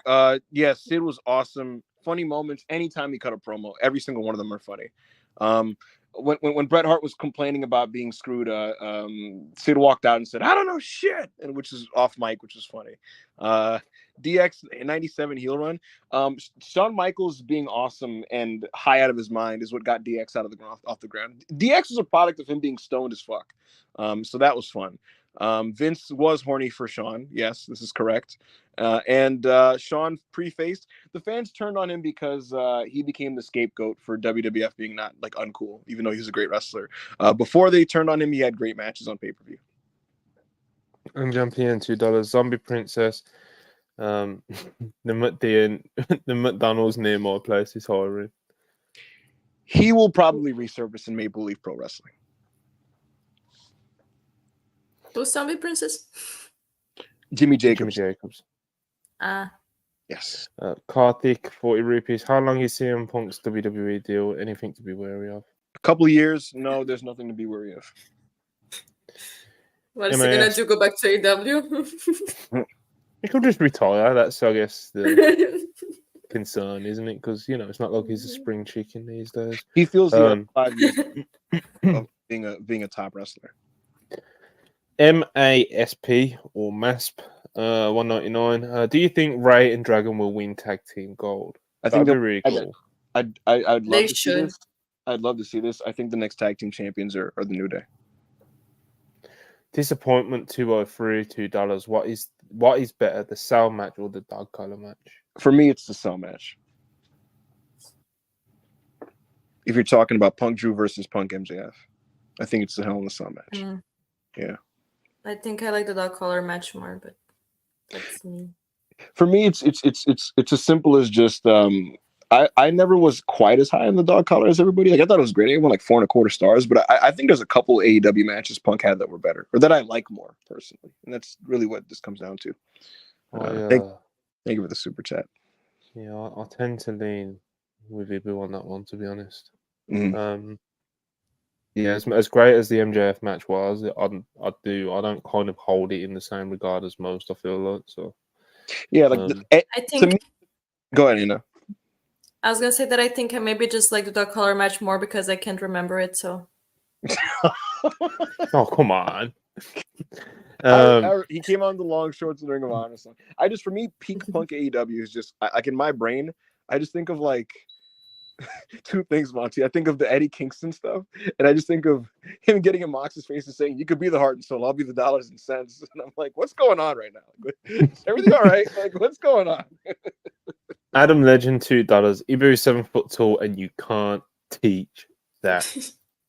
Hell yeah. We'll see. We'll see what Sean says. Yeah, Kyle, guys, keep like replying to the tweet or something. Let's harass Sean to tell us the truth. Kale, 20 pesos. What do you mean, Novi? That was me, Mexican Erasure again. Ibu, you never beating these allegations, bro. It's crazy. I love the Mexican people. I think Mexicans. He told me in private. No, we're not doing that. Darren H 199. Ibu 15'8" just own it though, bro. I'm not 5'8". Like genuinely as a shoot, I'm not 5'8". Jack, €2. Who's the biggest Joshi mark in Fed Gorilla? There isn't a single person in Gorilla that I would describe as a Joshi mark, but the closest would be William Regal. Corey David, $2. He watches the Joshi Indies. Corey David, $2. What does Tony think of Bianca or Io? I don't know. Sway 199. Would love to see Io versus Statlander or Willow. Sounds pornographic. Oh, that would be amazing. Corey David, $2. Sol Ruka, a TNA regular at this point. What's next for Oba? The world title. Hell yeah. T.O. $2. When's Big EO winning the title, Ibo? 2020. Important question. Did you say 2025? Yes. There you go, people.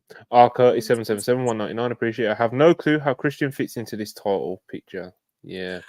I don't think they do as well, being very honest. Yeah. Hush 199. Ibi cried WrestleMania 39 Night 2 review. We remember. No, I didn't. If he beat Roman the first time, I would have cried. Like in 20 in 30. Oh no. He's talking about 39. Yeah. See, I'm thinking of 40. If Cody won last year, I probably would have cried. By 40, it was kind of like, well, obviously he's gonna win because they'd be like morons to not do it, you know. NY Star win $2. Shota got booed by the crowd today, Popman. Yeah, that was so awesome. He deserves it. I'm sorry. Like, he deserves. I was never in the Shota train, and everyone's always like, "Yeah, Shota," because he was Moxley protege, and I was like, "This guy is not good," you know. And now I'm glad he was better then. He was. As thing, he's like worse than ever now, and he's like now he looks like a chubby lesbian mother, you know. The hair was insane. Like the haircut was just. Why does he? That's stretch of super chats. Yes. Right. Corey David $2. Shinsuke really just be doing side quests in New Japan. Bro, I've seen someone reply to like we aggregated like, you know, Shinsuke's gonna be in Noah in January, and someone was like, "Oh, well, in other words, WWE have got nothing for him." Yeah. I see no problem with this. Yeah, it's like, okay, we're not gonna use this guy. You want to wrestle in Noah? And he's like, yeah, sure. And it's like, okay, cool. Go to Noah. CSBP 0511 100 DOP. Does WWE still have those plans for Ilya? It's hard to say with an ACL, isn't it, bro? Yeah, I was gonna say, bro, let me explain something to you, bro, the way wrestling works. When people get hurt, you move on. And who knows where the characters that he was planning to work with, where they will be in 9 months. They may do versions of what they originally wanted to do, but there's no telling and there's no guaranteeing that. So it's not like this is not a question I can answer, you know, like we'll see what they can do with him when he comes back. Pablo, 1000 CRP. Who's the better heel, Punk, Jericho, Edge, or Punk?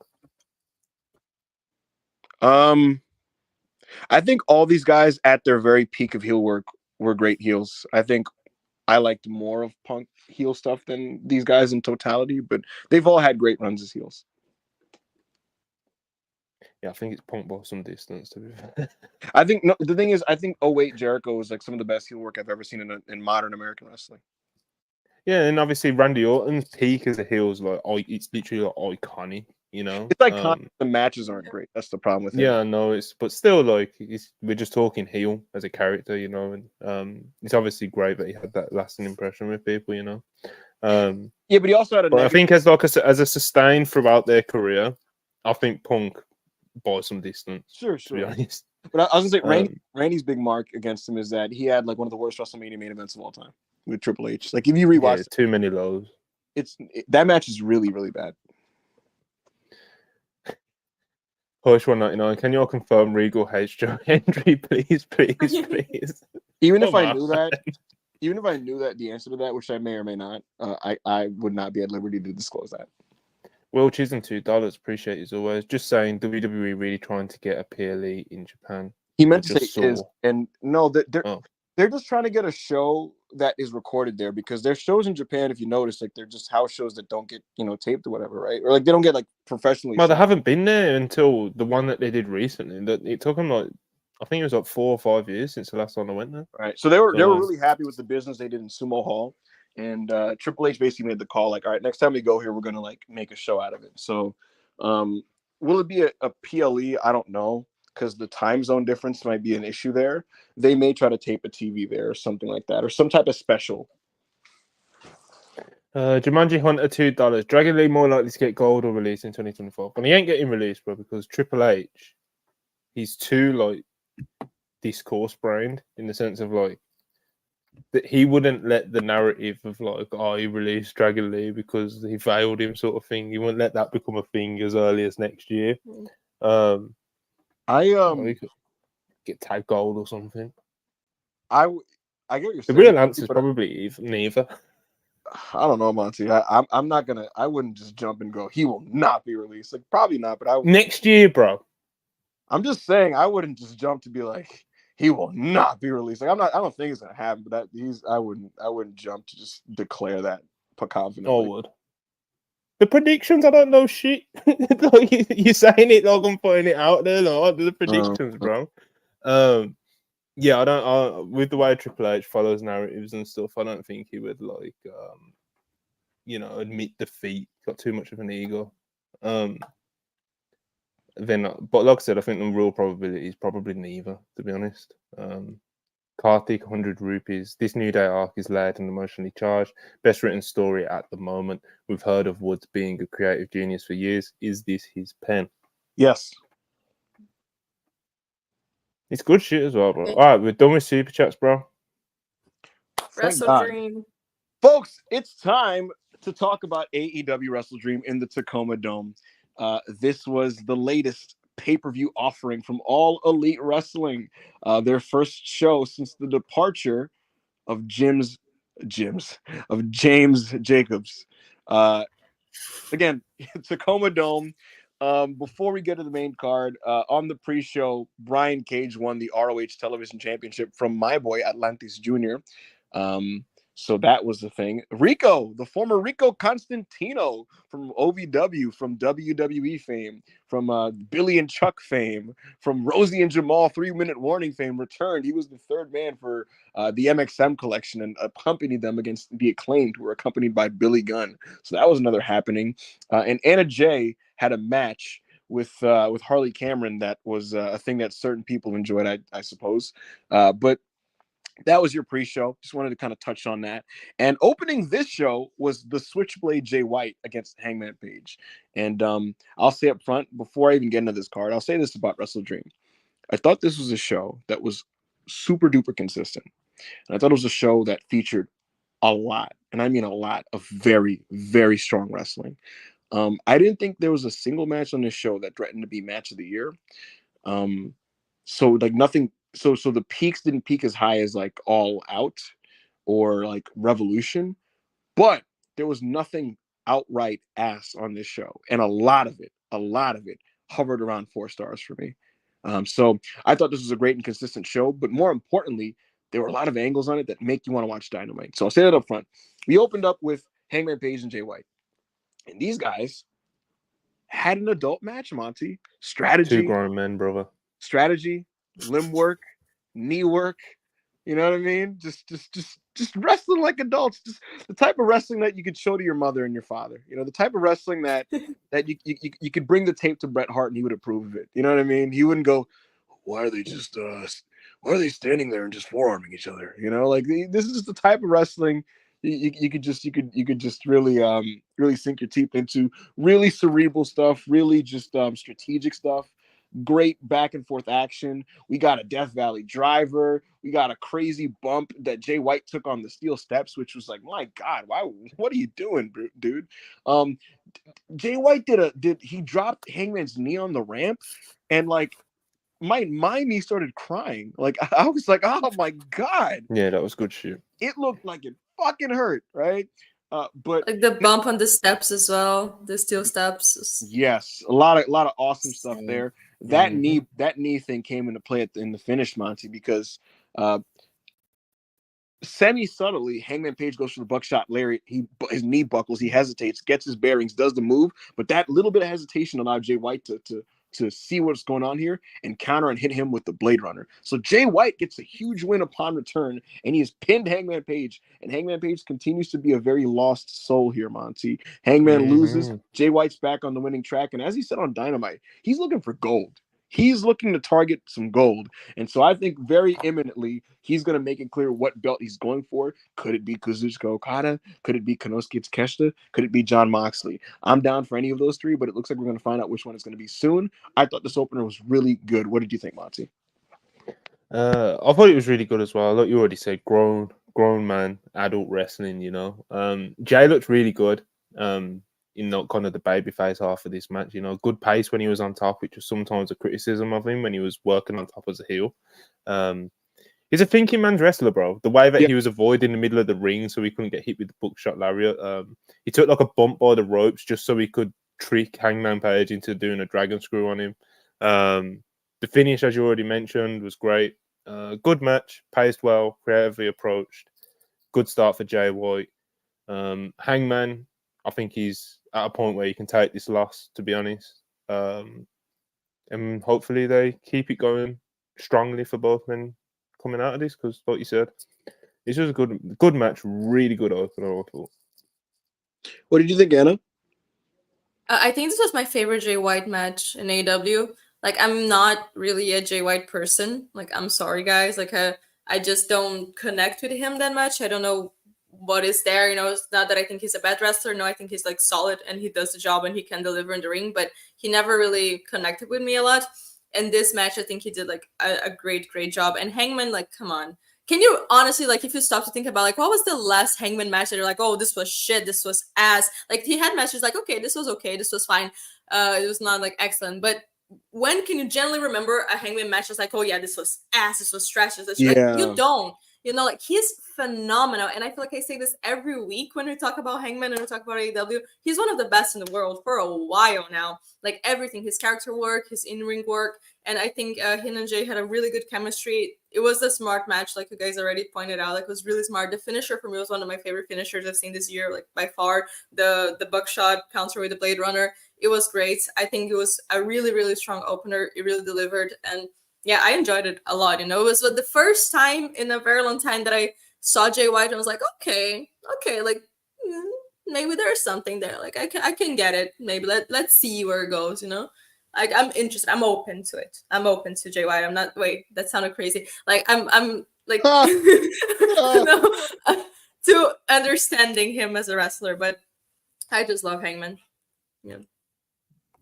Good stuff, folks. And the fun times didn't stop there, because we went right into Mariah May versus Willow Nightingale. This was for the AEW Women's Championship. Willow Nightingale became the #1 contender last week on Dynamite.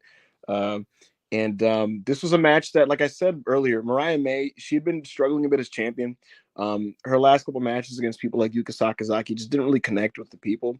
But she's facing a big star here in Willow Nightingale, someone who's a made girl, someone who's over, somebody who's really established herself at the top scene.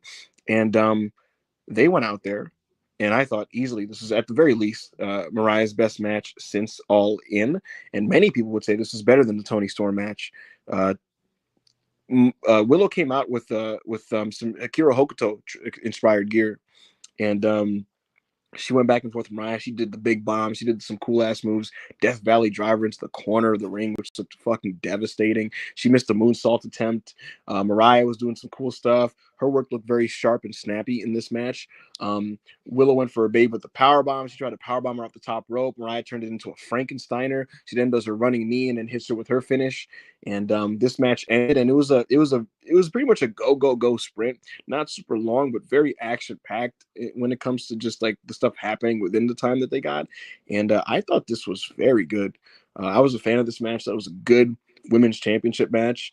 And Willow, I think Willow and Mariah have this understated random chemistry physically, because it's not just in this. They had like physical angles like in the TV that like were also came off well. So something clicks there, even though this wasn't meant to be a long-term thing. They may be better served like kind of hanging on to this for a little bit longer, just because it's working for Mariah and she needs to be with people that she's working with. I thought this was very good. What did you think, Anna? I really liked it. I think it was, even for me, like, wrestling standpoint, what works for me, what I like watching, I like this more than the Tony match at All In, personally. I thought it was a great match with the potential of being excellent if they had more time. It was one of those matches, like, it was so great. If they gave them like another 5-10 minutes, it could have been just fully excellent. And I cannot wait to see them running it back. I really want to see them. Maybe not immediately, but eventually it is a match that I want to see again, and I want to see with more time. I feel like it was definitely what Mariah needed. We know her title reign started a bit rocky with a lot of things, so she definitely need this kind of matches. And Willow is just, what can we say about Willow? She's sensational. She's incredible. Only good things to say about Willow ever, but Mariah needed this, so I hope that from now on, whatever match she gets after, they can keep it up like on the same level. Did you like the match, Monty? What did you think? Yeah, I did like the match. I thought Mariah May, as you guys have already pointed out, she did need to have kind of like a good match here because like a reign, even though it hasn't been like dreadful or anything, it's kind of been somewhat underwhelming. And I agree that this has been the best match since winning the belt. It was a nice match, and like I said, she looked decent here. But I really do think Willow is the one that willed it into being as good as it ended up being. She really is a top tier wrestler, bro. She isn't just like, oh, she's on form at the moment and she's emerging. Because obviously Willow, she comes off the indies. AEW, it's not like she was shot straight up to the top. How many like title chances did she how many title opportunities did she lose before she won the TBS title? Do you know what I mean? So she's always like been emerging, but I actually truly do think through all the, all the reps that she's got, bro. She's been Japan, she's been Mexico, on the indies, all the reps that she's had in AEW. I think she's really there now as like a top tier, top level women's wrestler. Probably one of the absolute best overall talents in AEW as a whole, to be honest. She's phenomenal. Like I said, Mariah, she is a decent wrestler, man. She can have good matches with good wrestlers. Yes. Book the reign solid, and it will be fine, But do you really want to sacrifice the best of the best wrestlers from Mariah May right now? So I guess that's kind of like the balance that they have to find. But yeah, it was a good match. It was a good match. Agreed. And to just real quick to that point about the balance, it's tough because she for her reign to feel legitimate and not mid card, she has to work with those high end level wrestlers. But again, she's then gonna have to beat them. It's gonna be that, like I just talked about earlier, that John Cena 05 thing where Cena goes to Raw, and like he's not better than Chris Jericho or Christian or Kurt Angle, but he's gonna have to beat them to feel like a top guy, and that's what they ended up doing at the expense of those veteran wrestlers. The third match on this show was for the TNT Championship.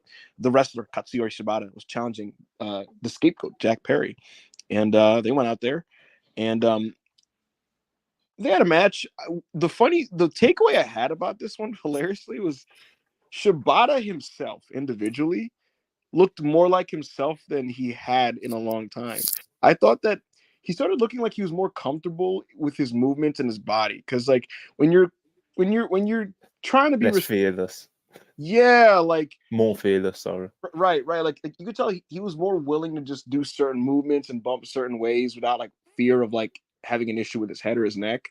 And because of that, I started seeing a little bit more of that wrestler charisma from Shibata. And all I kept thinking as I'm watching was like, can he just send him anywhere in Japan to just save the scene, please? Anywhere. Go to Noah, go to All Japan, go to New Japan, please. Save one of these companies, because AEW doesn't need him. But as a match, this was kind of just fine. Jack Perry didn't really do much here. He grappled with Shibata a little bit. He tried to match him strike for strike, and Shibata laughed at his kicks to the back. And then Jack did his heel stick, and then ultimately Jack was getting choked out. And he just dropped, and the finish came when Shibata got pinned because his shoulders were to the mat when he had Jack Perry in the sleeper hold. So kind of a limp dick finish there, to be honest with you. And as a match, this was the weakest on the show. It wasn't horrendous, but it wasn't like much of a match either. This was very much like a dynamite, like 9-15 match, in my opinion. The big story here is the post-match, Monty, because after Jack Perry lost, after he won, he started beating up on Shibata. And that's when Daniel Garcia comes running down, and he saves Katsuyori Shibata, and he fights off Jack Perry. But then MJF's theme hits, and then MJF comes out, and MJF attacks Daniel Garcia, and he beats up on him. And then he makes fun of the supposed non-existent bidding war that Daniel Garcia just had. And he's beating up on Danny, and he's cutting a promo, and he's berating him. And you're thinking, all right, where's this going? This is turning into like a TV segment. And then at that moment, it's all about the boom. Da-da, da-da. Adam Cole, baby. And Adam Cole is out there. It's all about the boom. And Max is like, what the fuck? So he's shook. Adam Cole is there. And there you have it, folks. Adam Cole is back. He's coming after MJF. Daniel Garcia's clearly going after Jack Perry. And that's your post-match angle. Anna, what did you think of the match? And what do you think of the direction coming out of the match? Shibata was great. Jack Perry, you do not have enough sauce to wrestle just wearing like black jeans. Like, put some effort. Come on. And like the post-match segment, I really, really liked it. I think everything was like very well made. You know, like Garcia having like helping Shibata out. I think it matches also with their little moment in the backstage segment, the Dynamite, and MJF. You know, he came back. And he was doing like his MJ gap as always, but it was more back to the form of the MJF that I particularly like quite a lot. So I was excited, like mi hermano MJF, he's Latino tennis, so like he looked good, okay. But but Adam Cole for me, like I love this man. Like I don't think I put across. I don't know if I had. I think I probably had how much I really love Adam Cole. Like I've been watching him for a decade now, basically, like a bit, you know, close to a decade now. I'm such a huge fan of Adam Cole, and I do understand all the criticism he got when he went to AEW, like some matches and stuff. He had incredible matches. I did really enjoy like the whole thing with Max. Hey, he had some really good matches, once like some respect on his name, okay? The Super Click match with let's with just Christian Jungle Boy. I it was on a good path then, you know, and yeah, get carried away. You know? Okay. I liked when they first started off the MJF Adam Cole storyline. I really liked it. I remember like the segment that they posted on Twitter with them in the gym together, stuff like that. Like it was popping me. Like I was having fun with it. And then yeah, towards the end, the Devil story. I love that they just kind of retcon it. I don't know. I would like some. Yes, it stays on. It always stays on. Oh, I was gonna pick it up now, but anyway. The thing is, I love Adam Cole as a heel, so there was a part of me that was a bit excited to see him as a heel. For me, he works the best when he's just like an asshole. But it makes sense. He's been away for so long with the injuries and everything, so he has to be a face now. Like no one's gonna boo him. And MJF for me, also works the best when he's being an asshole. So I think it's a good dynamic. I want to see if they even touch on the devil thing, or if they're just gonna completely forget about it. For me, I would just kind of use it as an explanation of like, oh yes, Adam Cole, him being the devil and the betrayal, it's what made MJF be bad again. And Adam Cole, he had his time off, so I don't know if he like regretted it or whatever. He's like, yeah, I did what I had to do. I don't know. I wouldn't stay too long on it. Just let's continue from now on. I'm curious to see how they're gonna work it, but I'm really excited. I just hope Cole is healthy, he's fully back, they're able to have a good match. If there's anyone who's gonna bump his ass off to make sure Adam Cole looks well, it's MJF, I think. So it's definitely something I'm excited to see, but I also don't want it to be like too long, you know? Like let's do it and move on for both of them. But I'm just really happy Adam Cole is back. Like put some respect on his name. I miss him dearly. I love this man. Okay. I would expect the Cole Max Part 2 stuff to take you to the end of the year, is what I would say. Yeah, and I think that's like a solid thing. Like 2 months, I feel like it's solid. Right. So we'll see what happens, man. We'll see what happens. We'll see what Cole's explanation is going to be. That'll make sense that he is the devil, but he's like the good guy in this story. Very curious how they make There's no devil anymore, Ebo. Like here's the thing. Even the Undisputed Kingdom is being nice again. Like here's the thing. I'd love that to be the case, but like he's still gonna have to like explain himself. And I was assured by AEW that Cole got this, apparently, that he has a promo that'll make it all work. So I trust him. Trusting Adam Cole is interesting. Is that something I'm willing to do? I'll do it for your sake, Anna, since the Undisputed Era shirt stays. And we'll see what happens. Monty, what did you think of all this business, the match and the post-match? A lot of returns. Yeah, a lot of returns. As far as the match goes, I'm with you, you know, in the sense of like, I saw something in Shibata, you know, even though it wasn't like a great match, like I thought the match was like aggressively average and it had like a lack of crowd interest and stuff like that. But the main shit I want to get off on about this is that I've reached breaking point. I've gone over the edge. I've snapped. Over what? Bro, Project Scapegoat has been a complete, utter fucking failure, bro. The Elite EVP angle, that's also been a failure in terms of like the big picture thing, but it's the Young Bucks, so you know, fuck it, you know. The thing about them is, and also, however, the Bucks can still salvage something by getting Private Party over as first-time champions and stuff like that. And the reason why I say like, this is it. Like, this is where I've snapped, just because. Being brutally honest with our wonderful audience right now, I've genuinely tried to be like more lenient and keep my mouth shut about like Jack Perry in recent months, because like since the Punk stuff, he's become like this divisive character, and people are very annoying about him both ways, you know.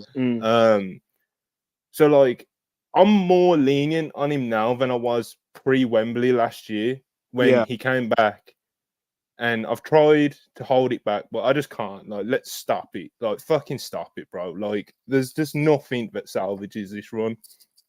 He's better as a babyface as well. The only like positive about it is that he's kind of got a bit more confident as promos, and he posted a cool video on TikTok of him designing the belt. Other than that, this reign has just been just get the belt and fucking Daniel Garcia. By the time all these angles and everything came out, I forgot Jack Perry. I forgot who he fucking was, bro. I was thinking more about Shibata going to Japan, or how AEW could possibly. He's a non-factor. He's a non-entity. He doesn't feel like a star, and the whole point the audience don't care, bro. The only people who care is the people on Twitter who like want to make it a thing because it's like this big middle finger up to whoever. Then obviously there's people who do like him and they're kind of like hanging on to it, but like, bro, this run of him being like a significant player in AEW is like a complete utter failure, bro. Like, I actually think he's a good wrestler. I liked him more as a babyface. I've made pretty obvious. And again, I've tried to be more lenient on him than I was back to like before Wembley, but I just can't do it anymore, bro. Like, this is just, let's get this thing off the road, bro. This is just get the belt on Garcia, and then let's get real, you know. I think and you sorry, go ahead, Boo. I was gonna say I don't think even Jack Perry supporters who are really big on this are crazy about what he's doing now. And I think what he should do is lose to Daniel and try to like go back to the drawing board and reassess how do we tweak this. And I think what you should try to do is maybe find a way to wrestle like Jungle Boy did, while like and doing some type of variation on the scapegoat thing. But this very specific version of him where he just like wrestles like a heel shitter and rides around in the bus and puts his arms out like he's Raven, and like it just like no one cares, you know, like it's just really his look as well. It's like, I'm meant to buy this, bro. Do you know what I mean? Like, it's like, come on, man. Like, it's what he has going on to like Swerve and Moxley and Ospreay and this guy and that guy. Look at even Kyle Fletcher, Monty, how he's leveled up, how he's made his look better, how he looks like he's got his body in the right shape, and he's having good matches, and he's gonna work like Will Ospreay. Like a lot of people in AEW right now, they are trending upwards on the standings, and Jack very much has stagnated, and not just stagnated, dramatically regressed. Like this is a guy who I said this to Anna yesterday. This is a guy who 2 years ago on every AEW pay-per-view was looking like fucking Shawn Michaels. He was literally wrestling like Lucha Shawn Michaels on pay-per-view, not missing, having excellent matches with Christian and Luchasaurus. Jungle Boy's awesome, man. He used to be one of the most consistent pay-per-view wrestlers in AEW. Like he was never like the most like charismatic character or talker, but on pay-per-view, he was one of your safest bets before you had a Will Ospreay and some of these other guys. Now he's a safe bet to just have a nothing match on pay-per-view. Like the Darby Allin match at Wembley was so disappointing. For example, how do you have a forgettable match with Darby Allin? Darby Allin. So I second all your points, and I think it's time to go back to the drawing board with that, because I think he himself is too talented to be this middling. Feels like also, you see when he gets like his promo video packages and shit just randomly in a Dynamite, it just feels like fucking charity to me at this point, bro. Like, Jack Perry's just, we gotta get this Jack Perry in to like make whoever fucking happen. You know what I mean? It's like, it just, like you said, there's so many other like young talents that are just like more interesting and just like Cole Fletcher, Takeshita, Garcia, whoever the fuck it may be, you know, you pick any of them, you know. But now I have like one very specific gripe with Jack Perry, because I'm not as like negative on him as most people. I think like he's fine. I do want to see the belt. Like, no, I just want to see the belt off him. Like, I'm kind of done. And this match really came across to me. Like, it really stood out, the difference of him wrestling now and him wrestling like back then.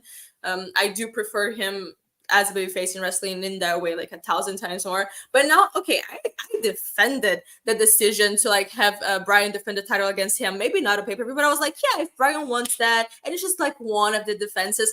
But now it just feels like such a waste. Why was Brian's only defense, like successful defense since winning the title at All Out, was against fucking Jack Perry? Like, come on. If Brian wanted the match, you could have done that match on a Dynamite. You know, like, I don't think he was like saying like, please, I want this match for All Out. Like, he's maybe just like, yeah, I'd like to wrestle Jack Perry. That sounds fine. But like, what?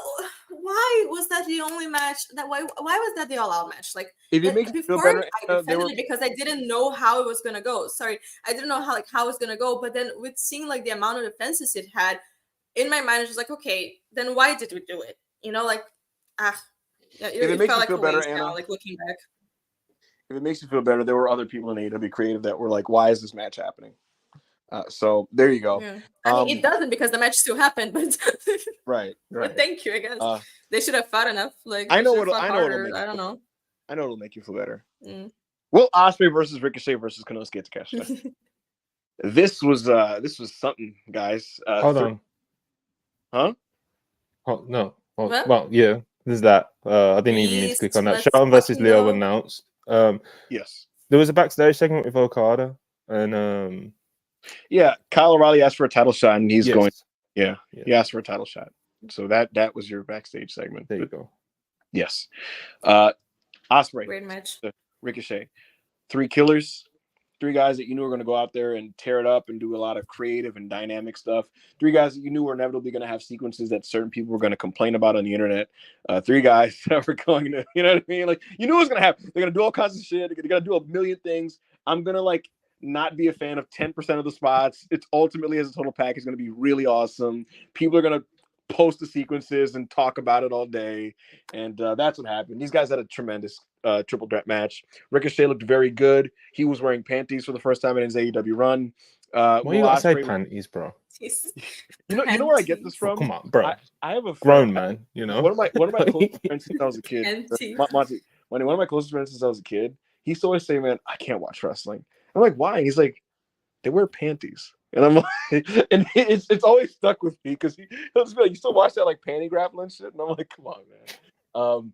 But anyway, like male panty grappling. But Ospreay looked phenomenal as expected. But what this match really was, if you pay attention, was a Konosuke Takeshita showcase.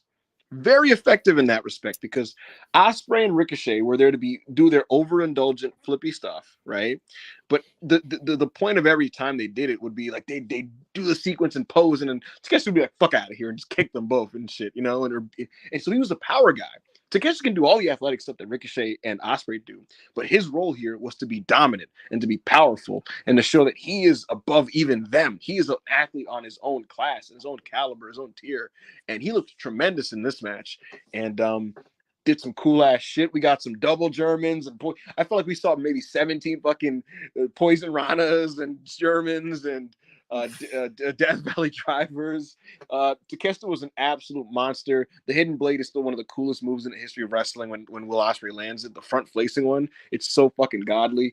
This match came to a close when the referee was pulled out of the ring by Don Callis. And then a hooded man hit Ospreay in the back of the head with a screwdriver. And you're like, and then before they even did reveal, you have Nigel like, "It's Fletcher, it's Coil Fletcher," and it's like, we know, bro. He takes the hood off. He looks like Quicksilver from Marvel Comics because the way his hair was looking.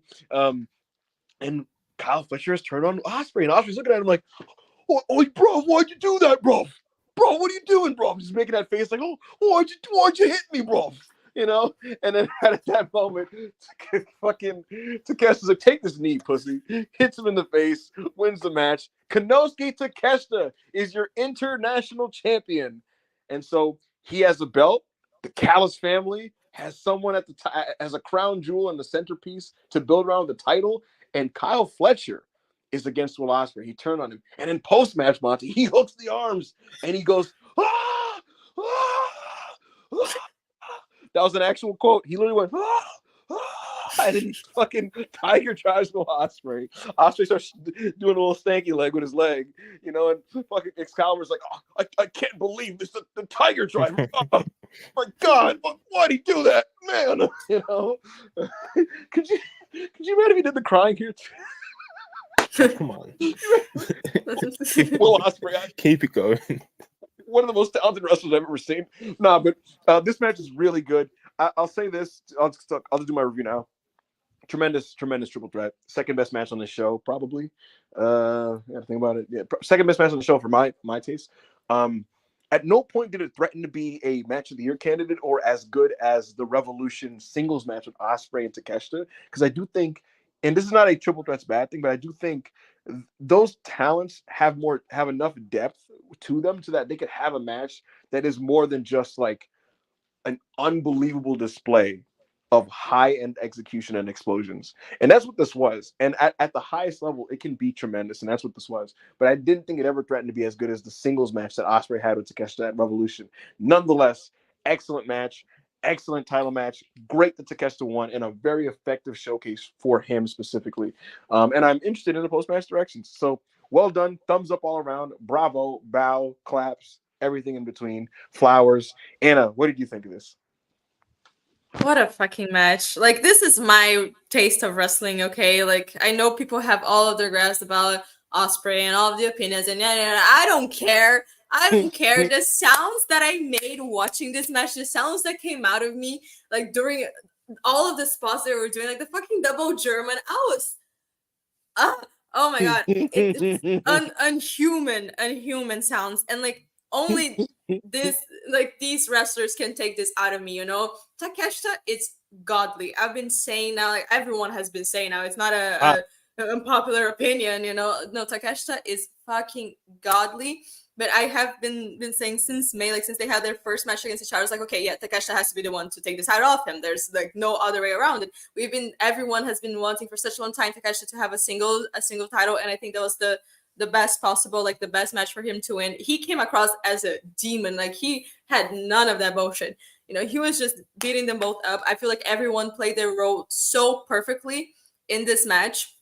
And even the interruption didn't bother me that much. I'm usually not someone who likes the interruptions and like that kind of like fuckery from heels, but I think everything made sense and everything worked really well. And I'm just so excited. I'm so happy for Takeshita. He deserved this more than anyone. The match was amazing, just incredible.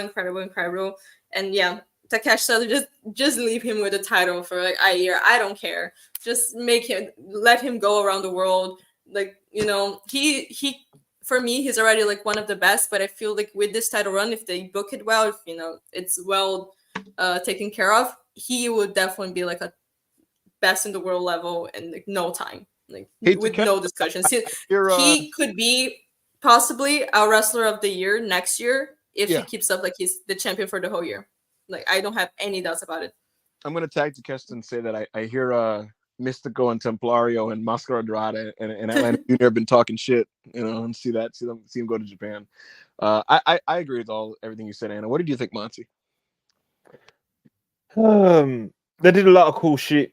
Yes. Insanity. Yes. Like you said, a lot of you know, high level execution, explosions. And yeah, I liked how Takeshita was framed in this. The way that Ricochet and Ospreay would try and double up on him at times as well. The way that he would just kind of disrupt their flippy bullshit, you know. And obviously, by the way that he ended up coming out on top, although it was through like interference and stuff, like that kind of framing just it made the title win even kind of more significant in that sense because he had to overcome both of them. Yeah, I liked it a lot. Heavy metal wrestling, you know. Hell yeah. What is this comment? I'm looking to watch someone Perky would. I'm not gonna read that, but if you want to look at that one, I had to go for it from Perky Watani. But yeah, awesome match, awesome match, great stuff. After this, it was time for Swerve. It was time for Swerve Strickland to make his return to AEW, and he did. Whose house? Swerve's house. He's back in the Seattle area, the Washington area. The fans love to see him. Prince Nana was there. He announces that he's back. MVP wants an answer to his offer to be the new manager of Swerve. Swerve kind of puts him over. They reminisce about their past and their encounters pre-AEW in all kinds of different places. And following all of this, MVP was put over by Swerve, and Swerve also talked about how much Shelton meant for Black wrestling, which is a really nice moment that the crowd clapped for. But ultimately, Swerve turns his attention to Nana, and he basically says, yo, what MVP said about you was right. Like, he kind of pointed out a lot of his failings as a manager recently, and it was looking like he may turn on Prince Nana. But ultimately, he said, you're family. And I always stand by family, and I don't turn my back on family. So the crowd was like, wow, they're cheering. You could see like Nana celebrate. He's just like, booyah, yeah, bitch, talking shit like, yeah, motherfucker.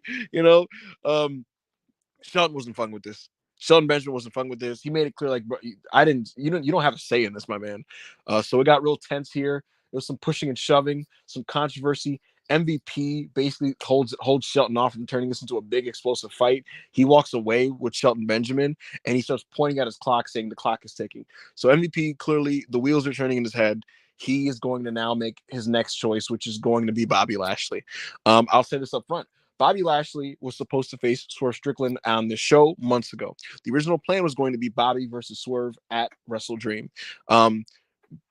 Around shortly after All In, All Out. So let's put the time frame at like September. This was adjusted to Swerve will return, and this will be an angle for Bobby's debut. And that was the plan up until the beginning of last week. Up until early last week, the plan was going to be Bobby Lashley debuts in an angle with Swerve Strickland. Once they started putting together Full Gear and having things locked in, like MJF returning and Adam Cole coming back, and what they were going to do with Bryan Danielson at the end of the show, they felt that it would have been angle overkill if Bobby also debuted in the middle of the show. And they felt that they wanted that to stand out on its own and not be drowned out by some of the other big headlining things. And so they're opting to prolong that. I don't know this 100% for sure, but I would not be surprised if they just simply do the Bobby debut angle on Wednesday. I think that'd be very possible. And I would expect Bobby versus Swerve at Full Gear. So that's that. I thought the segment was good. I thought if we got the expected payoff of Bobby, it'd be great because that's what it felt like it was building to. It felt like they did. It felt like they did the segment exactly as planned, but without the planned ending of it. You know, like I felt like they did exactly what they wrote out, and then just had like they erased the last like line and went, all right, then they're gonna just walk away and like be like, I'll get you next time. But it was still good stuff. It's a testament to sort of star power that they're willing to do that on pay-per-view. Just him coming back, and I enjoyed it. What did you think, Monty? Honestly, I don't have much to add that you haven't already pointed out, to be honest. It did feel like they just did the segment they were going to do anyway and just took out the ending. Like I said, I haven't got really much else to add. So yeah, it did kind of feel a bit weird doing an angle in the middle of a pay-per-view to not get that big of a payoff. But at the same time, it worked because it was Swerve and it was in his home state, you know? So, yeah, and it was obviously cool to see Swerve come back, get a big reaction, looking cool as ever, you know, doing his thing. And, yeah, man. What did you think, Anna? I mean, Swerve is great, you know, like even without the title, he still feels like a champion when he's walking out. He still has like the aura, you know, and he still feels super important, even though the last time we saw him, he was losing in a brutal way. But I think it was great. I agree 100% what you guys said. Like, I knew before I went into the show, I knew Lashley didn't debut. He didn't show up. But while I was watching the segment, I was like, yeah, like he has to show up, right? Like, what? Like, what's going on here? So it did really feel they didn't really change anything, which sure. But I'm curious to see when he's gonna debut and how they're gonna do it. But I think Swerve and Lashley is a very good, strong match to start off, and I liked it. I'm enjoying the Hurt Syndicate thing. Yeah, I'm very interested, and I think MVP's tremendous. So absolutely. Up next, Monty, was Hologram and the Beast Mortos in a 2 out of 3 fall. Yeah, 2 out of 3 falls, Hologram and this was exactly what you expect, man. Beast Mortos is a hell of a base. Hologram has been a really solid project for AEW. He's been protected. He's been booked super strong. He has not lost. And he didn't lose here. He won a 2 out of 3 falls match where they did a lot of crazy-ass fucking counters and crazy-ass moves and maneuvers. I was just oohing and eyeing at everything, and I thought this was a really, really cool match.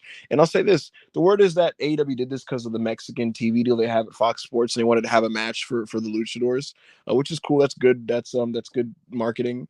I think both these guys are very talented, and I thought that AEW. I think every pay-per-view has room for one match like this, where there's not like all this crazy like story depth to it. It's just two guys that are like very good doing their thing. It doesn't have to always be lucha style every time, but I just think two very good wrestlers who aren't in like a big crazy heavy storyline, you just roll the ball out there and let them do their thing, and they did their thing. I thought this was a very good match. What did you think, Anna? I really liked it. Like you said, it was just pretty solid. I was really glad that they got the spot. I feel like they definitely deserved it, you know, and I would like to see more of it for sure. I think they're both great. It was a very good match.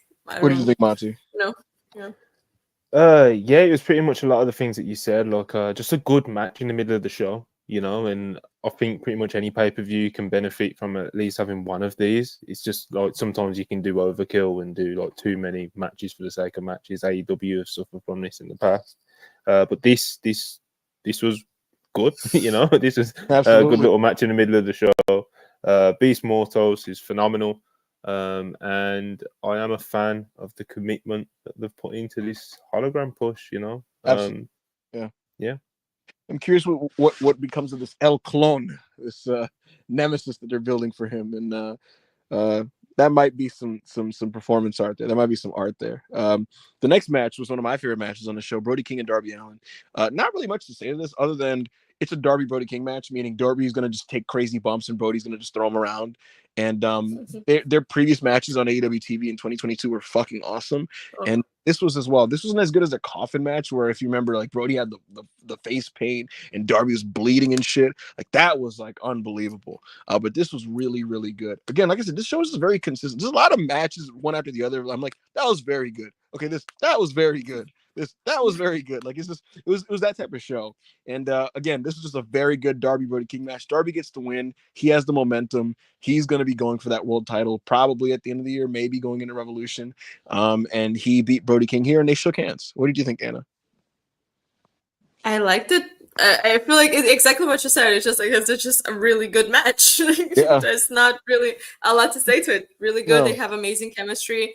They are two wrestlers that I could see wrestling each other forever, and I wouldn't complain. You know, it's like Brian Xavier Jr. Like I could just see them going at it forever, and I would not even blink.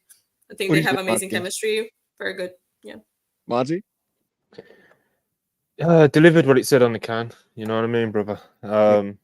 Just two real men, brother. You know, Darby Allin. Darby Allin's a sick bastard, bro. Like I know we beat that drum to death, but like he takes every bump like his life depends on it, you know. It's just like, and some of the stuff in this, it's just again, not every other Brody and Darby match is very, very good stuff. Darby does what he does.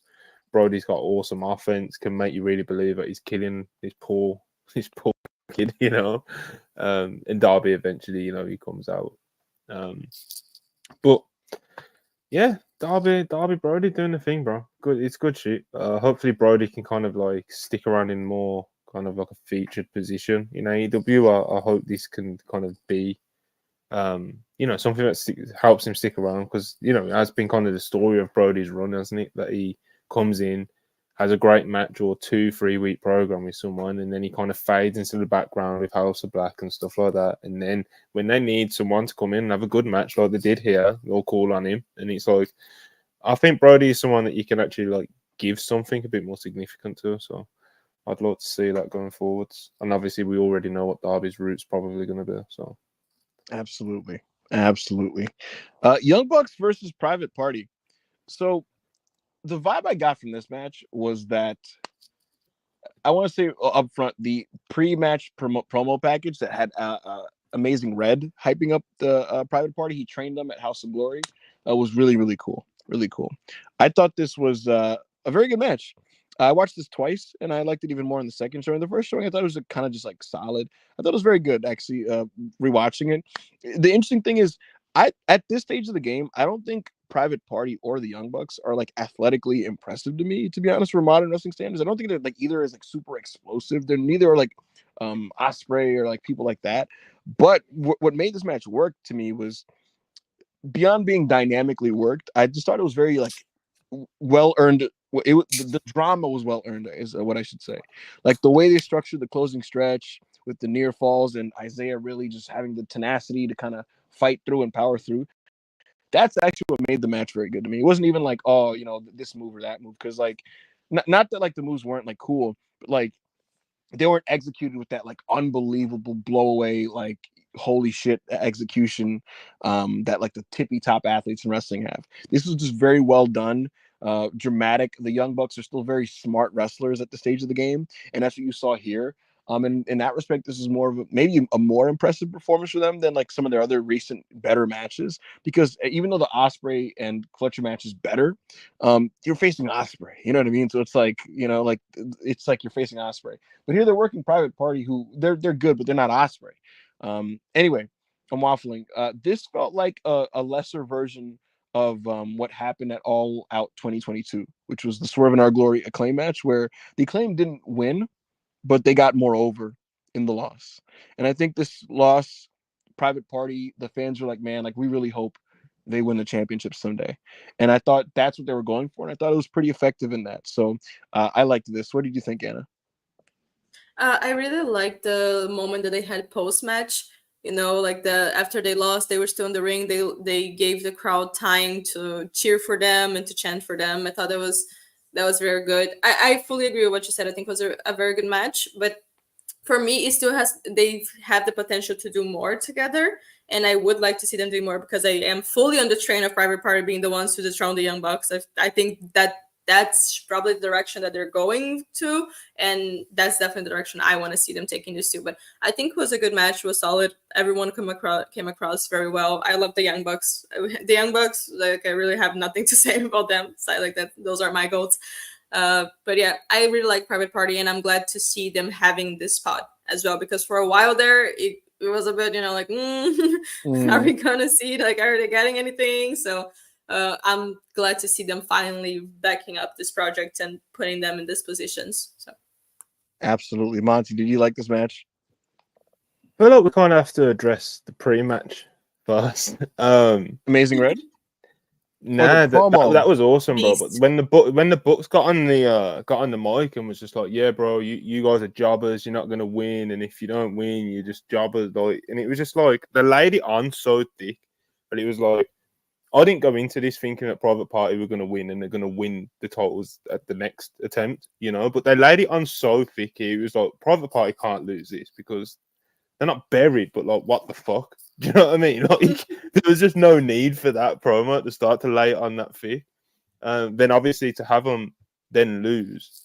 Luckily, they managed to get themselves over enough in the match, and that's credit to both teams, not just Private Party, that fans are still interested in seeing them go on this pursuit. But I just thought that pre-match promo was just unnecessary, because fans were already kind of at that point with Private Party where it was like, oh man, we'd love to see them win because, they've been floating and blah, blah, blah, blah, blah. Like, we didn't need the Bucks to full on just be like, yo, bro, these are jobbers. They've done nothing since the start, blah, blah, blah. Like, fully just laid it on super thick. Even if they wanted to do a different version of the promo, but just not go that hard with it. Because even, like I said at the start, going into the match, I was not thinking at all, like, yeah, Private Party are going to win this. But because Bucks went so hard in that pre-match promo, I was like, well, fuck. Fuck, But, yeah, hopefully they do, Private Party do come back around and have a good push in the meantime and then beat Bucks for the title. And I do seem to believe that probably is the direction. So, hopefully, hopefully. Because if it's not, this would be like pretty bad in the sense that the way they've been beached by the Blackpool Combat Club, even in the pay-per-view show closing angle. So the Private Party come out and they both get beached by John Moxley, by Just Mox, and it's like every single time they come near the BCC, they've been beached. The Bucks like take the piss out of them and then just beat them like flat. And yeah, so they have to like really, make sure that they come back around with this if they want them to be like, top of the Division X. So yeah, I did feel like that pre-match promo was a bit weird to me, to be honest. Mm-hmm. Mark Briscoe, Chris Jericho. Again, learning tree era Chris Jericho has been fucking miserable. He's been usually an insta skip on most of these pay-per-views if you have the ability to do so.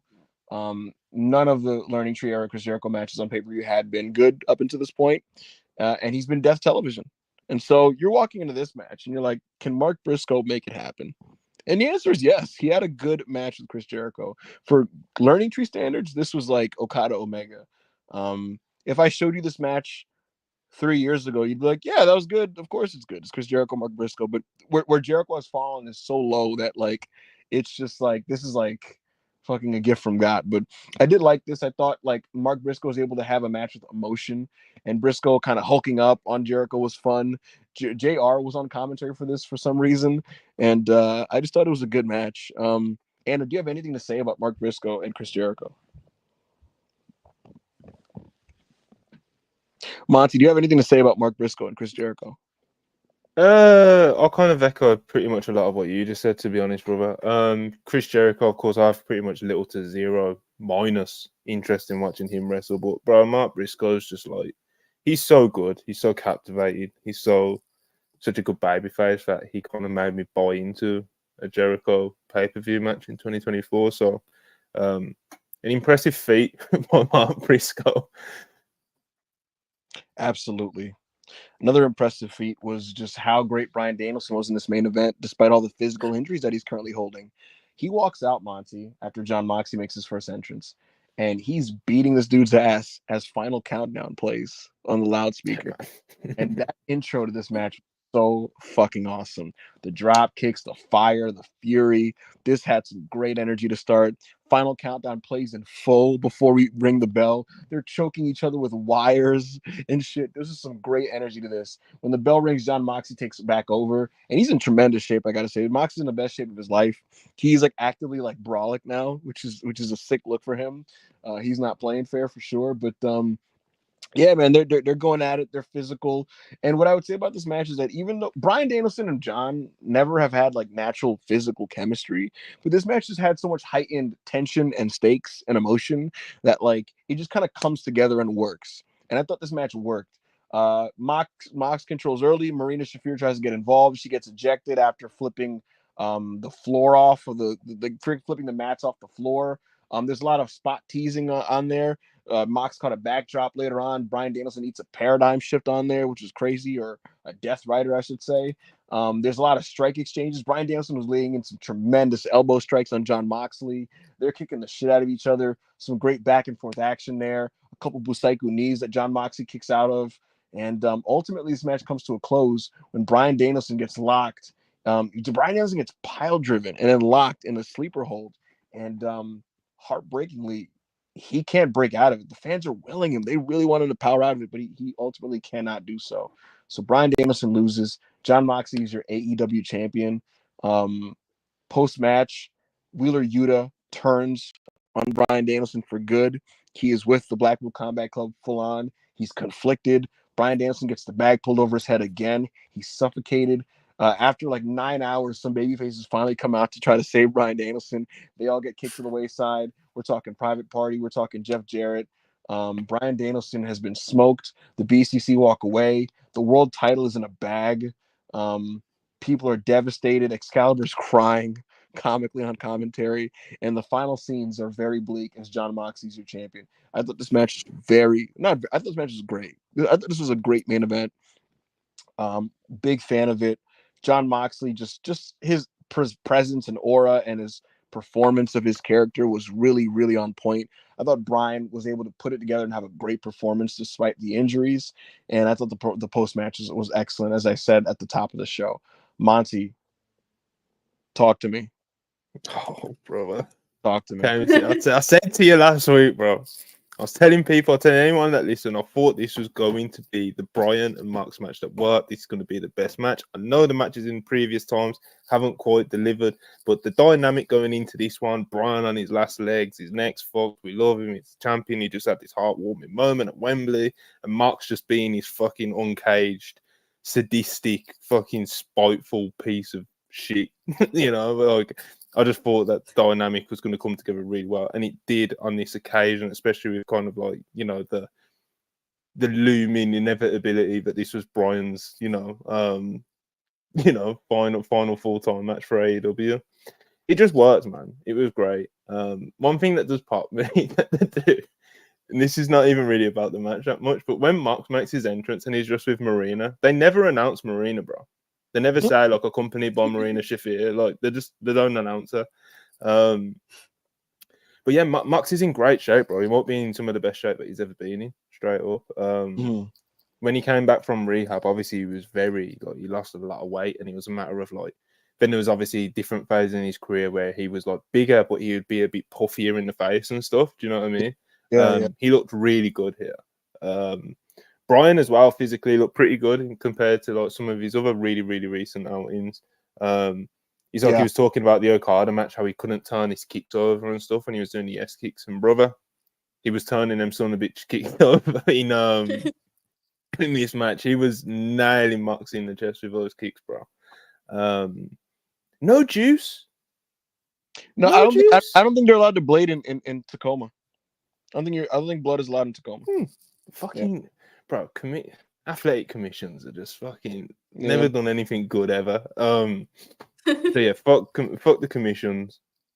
Jeff Jarrett got a bit of colour after, but yeah, no juice, man. I think Bryce might have fucked up the finish a little bit because, like, if you watch it carefully and watch it back, they do the whole thing where like they're on the feet, Brian's fading away, and he's reaching out to the audience, and it's this heartbreaking thing with like gravity and stuff, and then they finally fall back, and you know, Brian's not even in the rear naked choke that long on the floor before Bryce calls it off, and Bryce grabs his arm, and Brian doesn't do anything. Then Bryce goes to grab his arm again, and Brian brings his hands up to Mox's arms to be like, I thought he wanted to kind of like struggle just a little bit on the ground before Bryce called it a match. And then Bryce obviously just finishes the match. So it felt like he did end it like literally like a few seconds. I'm not talking like, oh my God, he completely fucked up the finish. Like literally a few seconds. Because when he checked his arm again, Brian did react to it. So it's not like he was like fully limp. Do you know what I mean? At the time Bryce called it. But anyway, that's me being mad pedantic. I guess we've already spoke about the angle a lot. Yeah, we did. I think Mox should probably like kill like Orange Cassidy. Will probably be the victim I'd choose. Orange Cassidy or Orange. You had that moment with Jerry Lynn, which we forgot to talk on as well. Yeah, like when Jerry Lynn comes up to him, like, I believe in you, you can be a top guy or whatever it is, and it's just like obviously they're framing him as like a beacon of AEW. You know, I think he gets the first crack at John at Full Gear, and I think he's going to get like cover the magic of All Out Chicago last year. Yeah, and I'd stretch a job him. Bro, I'm serious, man. Like he needs to kill all hope. Like you say, Empire Strikes Back. You know what I mean? He's like kill all hope, and you know what I mean. Darby is Luke Skywalker. You know what he needs? He needs to break Orange Cassidy's thumb. Yeah, he needs to go through some fucked up poor Orange does, and then we got to go. You know, full. Darby's got to go like full like Stone Cold Steve Sting, you know, and save AEW. And could you imagine the cool like cinematic vignettes that Darby could produce about this, where he's just like you just hear like it's all on me, it's all on my back. I think they need to do like the big. But we've seen Darby have like flamethrowers and shit like that, you know. I think we need to do like, you know, like the next level up of that. Like he fucking pulls up in a tank again or whatever the fuck, you know. I think I want Darby and Mox to have an exploding barbed wire death match. Yeah, like a real one. Time, please explode. Yeah. Listen, budget's bigger now, bro. I'm saying 180 million a year. Talk to me. You know? Darby has to win in a blaze of glory. You know, he used to just fucking. Oh man, yeah. My God, this good match, shit, bro. Yeah, talk to me, Anna. Talk to me. This was my match of the night. Like this made me feel things, you know. Like, of course, the triple threat, incredible, amazing. That's my type of wrestling. Like, but this match, it just moved me. The whole thing around it, the whole story is so well constructed. Of course, we know like it's gonna be Brian's last chance at doing this full time. And this is my favorite. I genuinely think this is my favorite Moxley so far, at least from what I've seen. This is like one of my favorite Moxley like characters or personalities. Like the way he's carrying himself, you just believe it. You know, everything he's doing, like you just believe. Like he was watching AEW at home and is like, what is this bullshit? Like you just so this moved me so much. It was definitely the best match they had with each other. Yeah. The other matches they had against each other for me were very disappointing. And for me, it was like one of those things. You have two great wrestlers. why is this not working? It just never hit. And this one hit. I feel like the entire dynamic, they worked exactly how they needed to work. And it went amazing. Just Brian using, his less strength, trying to keep everything together, and then Moxley just murdering him. Like, Yep. It moved me a lot. Yeah. Like, it made me emotional during the match already. We already talked a lot about the post-match segment, but I think the post-match segment was so, like you said, so divisive and controversial and so incredible that it took people's attention away from the match. And I barely saw anyone talking about how incredible the match actually was, like how great the match actually they did. It was just an incredible wrestling match from beginning to finish. The whole way they worked it was just incredible, like fully. And yeah, amazing. I was even though with everything that happened, I was just very happy that that's how it happened. I feel like it was perfect all the way through. No complaints about it at all. Well said. And like I said at the top of this, WrestleDream was not just a show that had the great wrestling, because all these AEW shows have great wrestling. But I think what makes this one really a two thumbs up show for me is there's a lot of reasons for me to care about this week's Dynamite. And sometimes these shows are great in a vacuum to where you don't really have that incentive to watch the TV. But right now, I want to see when Bobby's going to come back. I want to see what John Moxley has to say for himself. I want to see who's going to come out and fight him next. I want to see what's going to happen with Ospreay and Fletcher. I want to see what's next for Takeshita. I want to see what happens with MJF and what he has to do, what he's going to do with that with Adam Cole. So much stuff in the background as well, bro. Like, yeah, how does Samoa Joe fit into this? How does Kenny Right. Omega fit into this? How does Eddie Kingston fit into this? AEW very much set themselves up to build off this really well with interesting TV. And all I've been asking for a couple months now is just, I want to care again. Like, I know this roster is excellent, and I know these pay-per-views are great, and they're going to continue to be great, but I want to care about, like, what's happening with these people.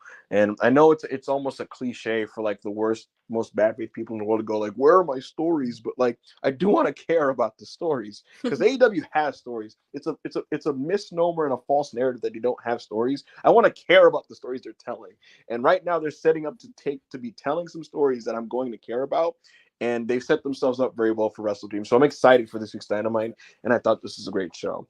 A show that I also thought was very effective was King of Pro Wrestling, Monty. This happened this morning, and very eventful, very eventful. Zack Sabre Jr. is your IWGP World Heavyweight Champion, but elsewhere on the show, let's fucking go. Yeah, elsewhere on the show, we had a couple other title changes. Some good, some not so good.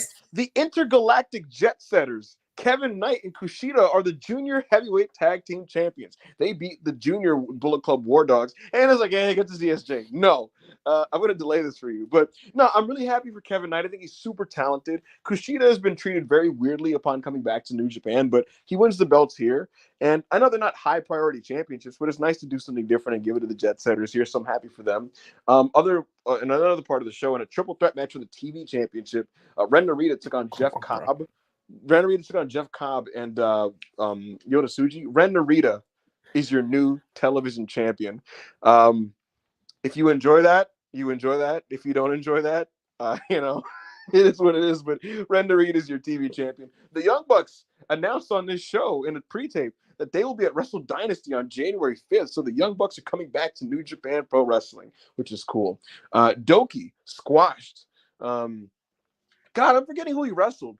I don't even remember who the fuck Doki wrestled, but Doki got his old show. Doki squashed his show. He did some weird Keishan Liger shit where like his mask got pulled off and he had paint and he was like bleeding from the mouth. It was very weird. But he won in a squash, and my man came out, Master Wato. Master Wato is back, which is great. Master Wato is really, really doing well last year. He's back. He's going for that junior championship. So a lot of little things are happening. A lot of directions are being set for WrestleDream. Hiroshi Tanahashi announced that he's going to be retiring at Wrestle Kingdom 20. So one of the greatest wrestlers of all time, the most important wrestler in the history of New Japan Pro Wrestling, the president, the former ace.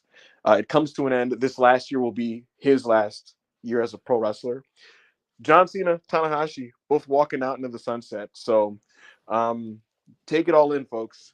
I'm going to park it, Monty, because Ryohei Oiwa, one of New Japan's big projects, Oiwa back from excursion, his first major singles match. He's been back for like a couple weeks, but his first major singles match was here against Shingo. What did you think of this? Because I was very moved. I thought this match fucking Yeah, ruled. man. He's got a good like a good physical charisma, good physicality as well with his moves and stuff. He can sell well. He looks like he's really came along in the excursion, which obviously was the point of it, you know. And now he looks like somebody who can actually be a player if utilized correctly, you know. In there with Shingo, and a lot of people have good matches with Shingo, and Shingo is very much known for getting the best out of people. But Yeah. I don't even think that was this, to be honest. He I thought Oiwa really did do his thing and made a good account of himself, as like, you know, this has been his first match, like first big match back from excursion. Yeah, good review. I'm actually interested to see where his career goes from here. Yeah, same. Anna, what did you think of Zack Sabre Jr. versus Tetsuya Naito? You know, a lot has been made about Naito and the state of his physical being at this point, and it almost feels like bullying to even lament on it. But I'll say this about the big man is Monty. I don't know about you, man. You know, he just had to hang in there like a boxer, you know, like an old boxer, and just make it to the closing stretch and hopefully just not fuck that up. And I'll tell you what, like, it was the most successfully executed Naito closing stretch in a long time. And nothing was botched. No Destino was ruined. And I enjoyed this match. I thought it was actually very good by the end. And ZSJ is the champion. I'm sure you're very happy about this, Anna. So I'll give you the floor. Talk about this main event. I mean, about the match itself, I really don't have a lot to say. I feel like you said, it was well executed. For me, it was a good match. The last stretch was was very nice, you know. Yeah, I don't want to shit on Naito too much. Like, we know how the situation is by now. I think, the Destinos was basically just Zack doing it by himself. But I think he did a good job. He's, you know, he was able to hold his own and hold himself together to make the match work, to give Zack the moment. So it's something that I think is very respectful and I appreciate it a lot. I really like and respect Naito like a lot. But man, Zack being champion, the whole thing, it just felt special. You know, just seeing the post-match thing for me was one of the most heartwarming moments of the year. Just seeing his celebration with the fans. He was like for 10 minutes just walking around the arena and hugging every single fan, and every single person that they showed in the arena were just so happy and was rooting for him, was celebrating him. There were so many people with the TMDK towels, you know, the Zack Sabre t-shirts. And then immediately after the match finished, we had Shota coming out to a lot of boos. We had Sanada do like a little promo in English, you know, because they have their match now this weekend, Royal Quest. And then Shingo came out. And that's, for me, that it's the big one, because that's my bet. It's either Shingo or Yota for Wrestle Kingdom. Maybe both, who knows? So that was like the big one for me. Shota, it's over, bro. Let's get this out of the way and move on. But put the prize in the bag. Yeah, it's done. It's done. But I think it's just the moment when Naito, he's out of the ring and he's just looking to Zack inside of the ring, and you can see like the emotion, you know, in his face. He's just smiling. He can't stop smiling looking at Zack. Like that got me. Then the celebration. Like, no one deserves this more than him. He's just been putting in the hard work for such a long time now. He's been one of the best in the world. For me, one of the best of all time for such a long time. And it really feels like those moments, like, yeah, hard work, it pays off. And it paid off for him massively. He's the perfect person to hold New Japan right now. And yeah, you could just see the celebration of every other wrestler. Gunther was tweeting, you know, like celebrating for Zack. You just see people respect him a lot and people appreciate him a lot. I think this tells a lot about the person he is and the wrestler, the worker he is. So there's no way you're not happy for Zack Sabre Jr. right now, unless you're a very horrible person. But I think it's a great moment. I don't think any of us could put it better than you just did, Anna. So we'll leave it at that and say that congratulations to Zack. He will be going into Royal Quest with this championship. He's going to defeat Sanada, and he will be walking into the Tokyo Dome with that world title. So congratulations to Zack, and we'll see what happens on January 4th and January 5th. But I'm looking forward to it, and I'm excited. And just one last mention before we get to the final super chats here. Shinsuke Nakamura, contracted WWE talent, will be working Oka Sasaki and Pro Wrestling Noah. Sasaki's not like a long time. He was actually a shoot fighter, Monty, and a great opportunity for him, man. Yeah, not yeah. He was a shooter that they brought in, and they're trying to get him over a younger guy. He's been pretty much established for about a year and a half, maybe. And like you said, big opportunity. They're gonna give him Nakamura, which like that wouldn't be my go-to, but it kind of pops me that they at least decided like we could do like him and Marufuji, we could do him and Sugiura, and like I'd probably be a little bit more interested in those, like the old heads, like specifically with Sugiura. But they're gonna give it to Sasaki, and hopefully he makes a good account for himself. And we'll see what version of Nakamura shows up in Japan. But if it's good, it's definitely more productive than the other names that you mentioned. Yeah, exactly. Like you don't achieve anything if Nakamura just has a 3.5-star match with like Marufuji. That doesn't like really do anything.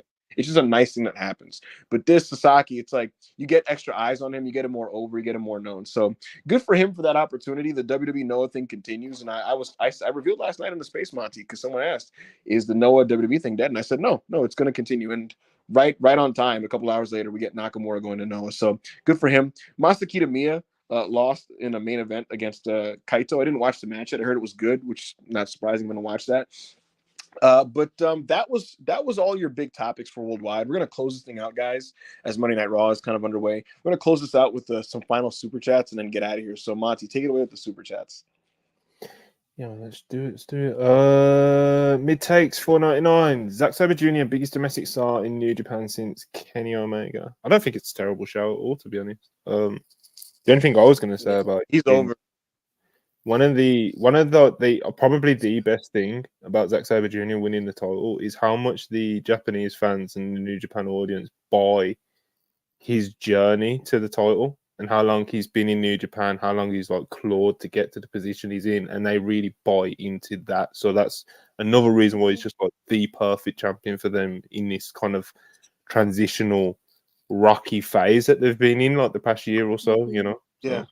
Yeah, because now they're in the moment that for them is very hard because a lot of their like older, more established talents are either leaving or retiring, or not in the position to have the matches that they are used to anymore. And Zach, like I said, he's been there for a really long time. He's fluent in Japanese. He's someone they can trust, that they show like he respects them, he respects their culture. He's there, like he's fully into it. He's not someone who's gonna leave because Okada was someone that they thought never was gonna leave and he left. So they need people that they can trust. They're gonna stay there, So I genuinely believe like Zach is told him. Yeah, so exactly. So that was kind of part Zach of the story, wasn't it? Going yeah. into it. Sorry, Anna. It's kind of part of the story was, going into it, isn't it? That Naito didn't want someone to win and like leave with the belt, and Zack Sabre Jr. told Naito after, like, "Don't worry, I'm not going anywhere." Naito give him that little smile, and it was like a cool moment. Yeah. Like even after the G1, there's been like word floating around that he was talking with New Japan about like re-upping his deal. So I guess now I think it's pretty safe to assume that he's signed a new deal with them. But obviously I can't report that because, I haven't confirmed that or anything. But judging off like the whispers and stuff over the past recent months, to see him now go on and win the title, say that he's staying, etc., I think you would be pretty safe in assuming that he's read up with New Japan, which is huge for them. Like kind of outlined. For me personally, like I would keep him as a champion even after, like I would have him retain at the Tokyo Dome because I really don't see anyone in the roster right now that I think is more fit to be a champion than him. Like who's more ready for that spot, that the crowd is more behind him. Like I don't see it so far. I mean, we still have like a couple of months to there, but I would just keep him as a champion. Like he's definitely the best person to hold New Japan together while they're going through this process. But yeah. Well said. Don't know, 199. Move over Musketeers in Ryohei Oiwa. Ryohei Oiwa. We trust. Yeah.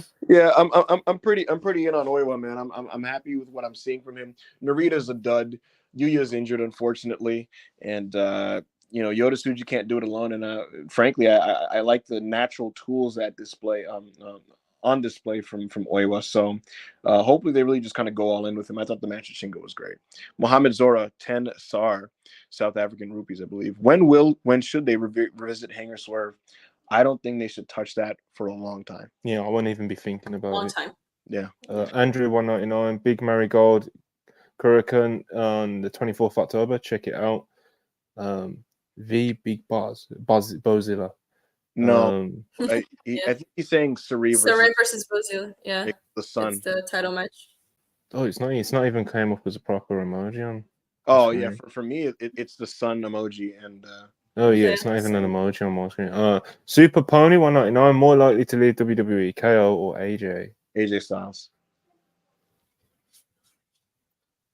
Black Yakuza 94 $2. Moxie is going to show Roman a real reign of terror.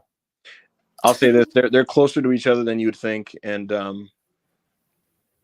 they're both beasts with aura and political power. You know. Just Will 199 being tuned out of New Japan, but I'm so happy for ZSJ. I think that's a sentiment a lot of fans like. I was going to say this side of the world, like we're not all in different countries right now, but like away from Japan, you know. Like, yeah. Was that the last super chat? Yes, brother. Awesome. Well, folks, that was WrestlePurists Worldwide, double size, 2 hours and 40 minutes of content here, super chats, a full WrestleDream review, some New Japan talk. I hope you guys enjoyed the show. And again, tomorrow will be the WrestlePurists Raw review. We may have a return on that show, so we'll keep you guys posted on that. But Raw review is tomorrow. Right now, the Sky Pirates are facing Jade and Bianca, so hope you guys enjoy that. Hope you guys enjoy the show, and I hope you enjoyed this show. Thank you so much for the support, the super chats, everything. Make sure to leave a comment on this video if you can. It really helps us. Like when the video's done and like uploaded, leave a comment. Just say anything. It doesn't really matter. Just don't slander us, but leave a comment. Appreciate you guys, and thank you for making the show despite your alleged strep throat. CM Punk. Yes, I was very sick all the way throughout. Yeah. CM Punk is the greatest of all time. He has a 5-star match now in multiple different decades. I'm happy about it. Anna's overjoyed about it. Monty is thrilled. This is a great day. Mid takes $4.99. Need Danielson and Joe before it's all over. KO in the dub. Need Steen would feed me. Oh, fight forever, man. Oh, forever, man. Yeah. Thank you. Absolutely. Totally agreed. Monty, thank you so much. Anna, thank you so much. Good night, everybody.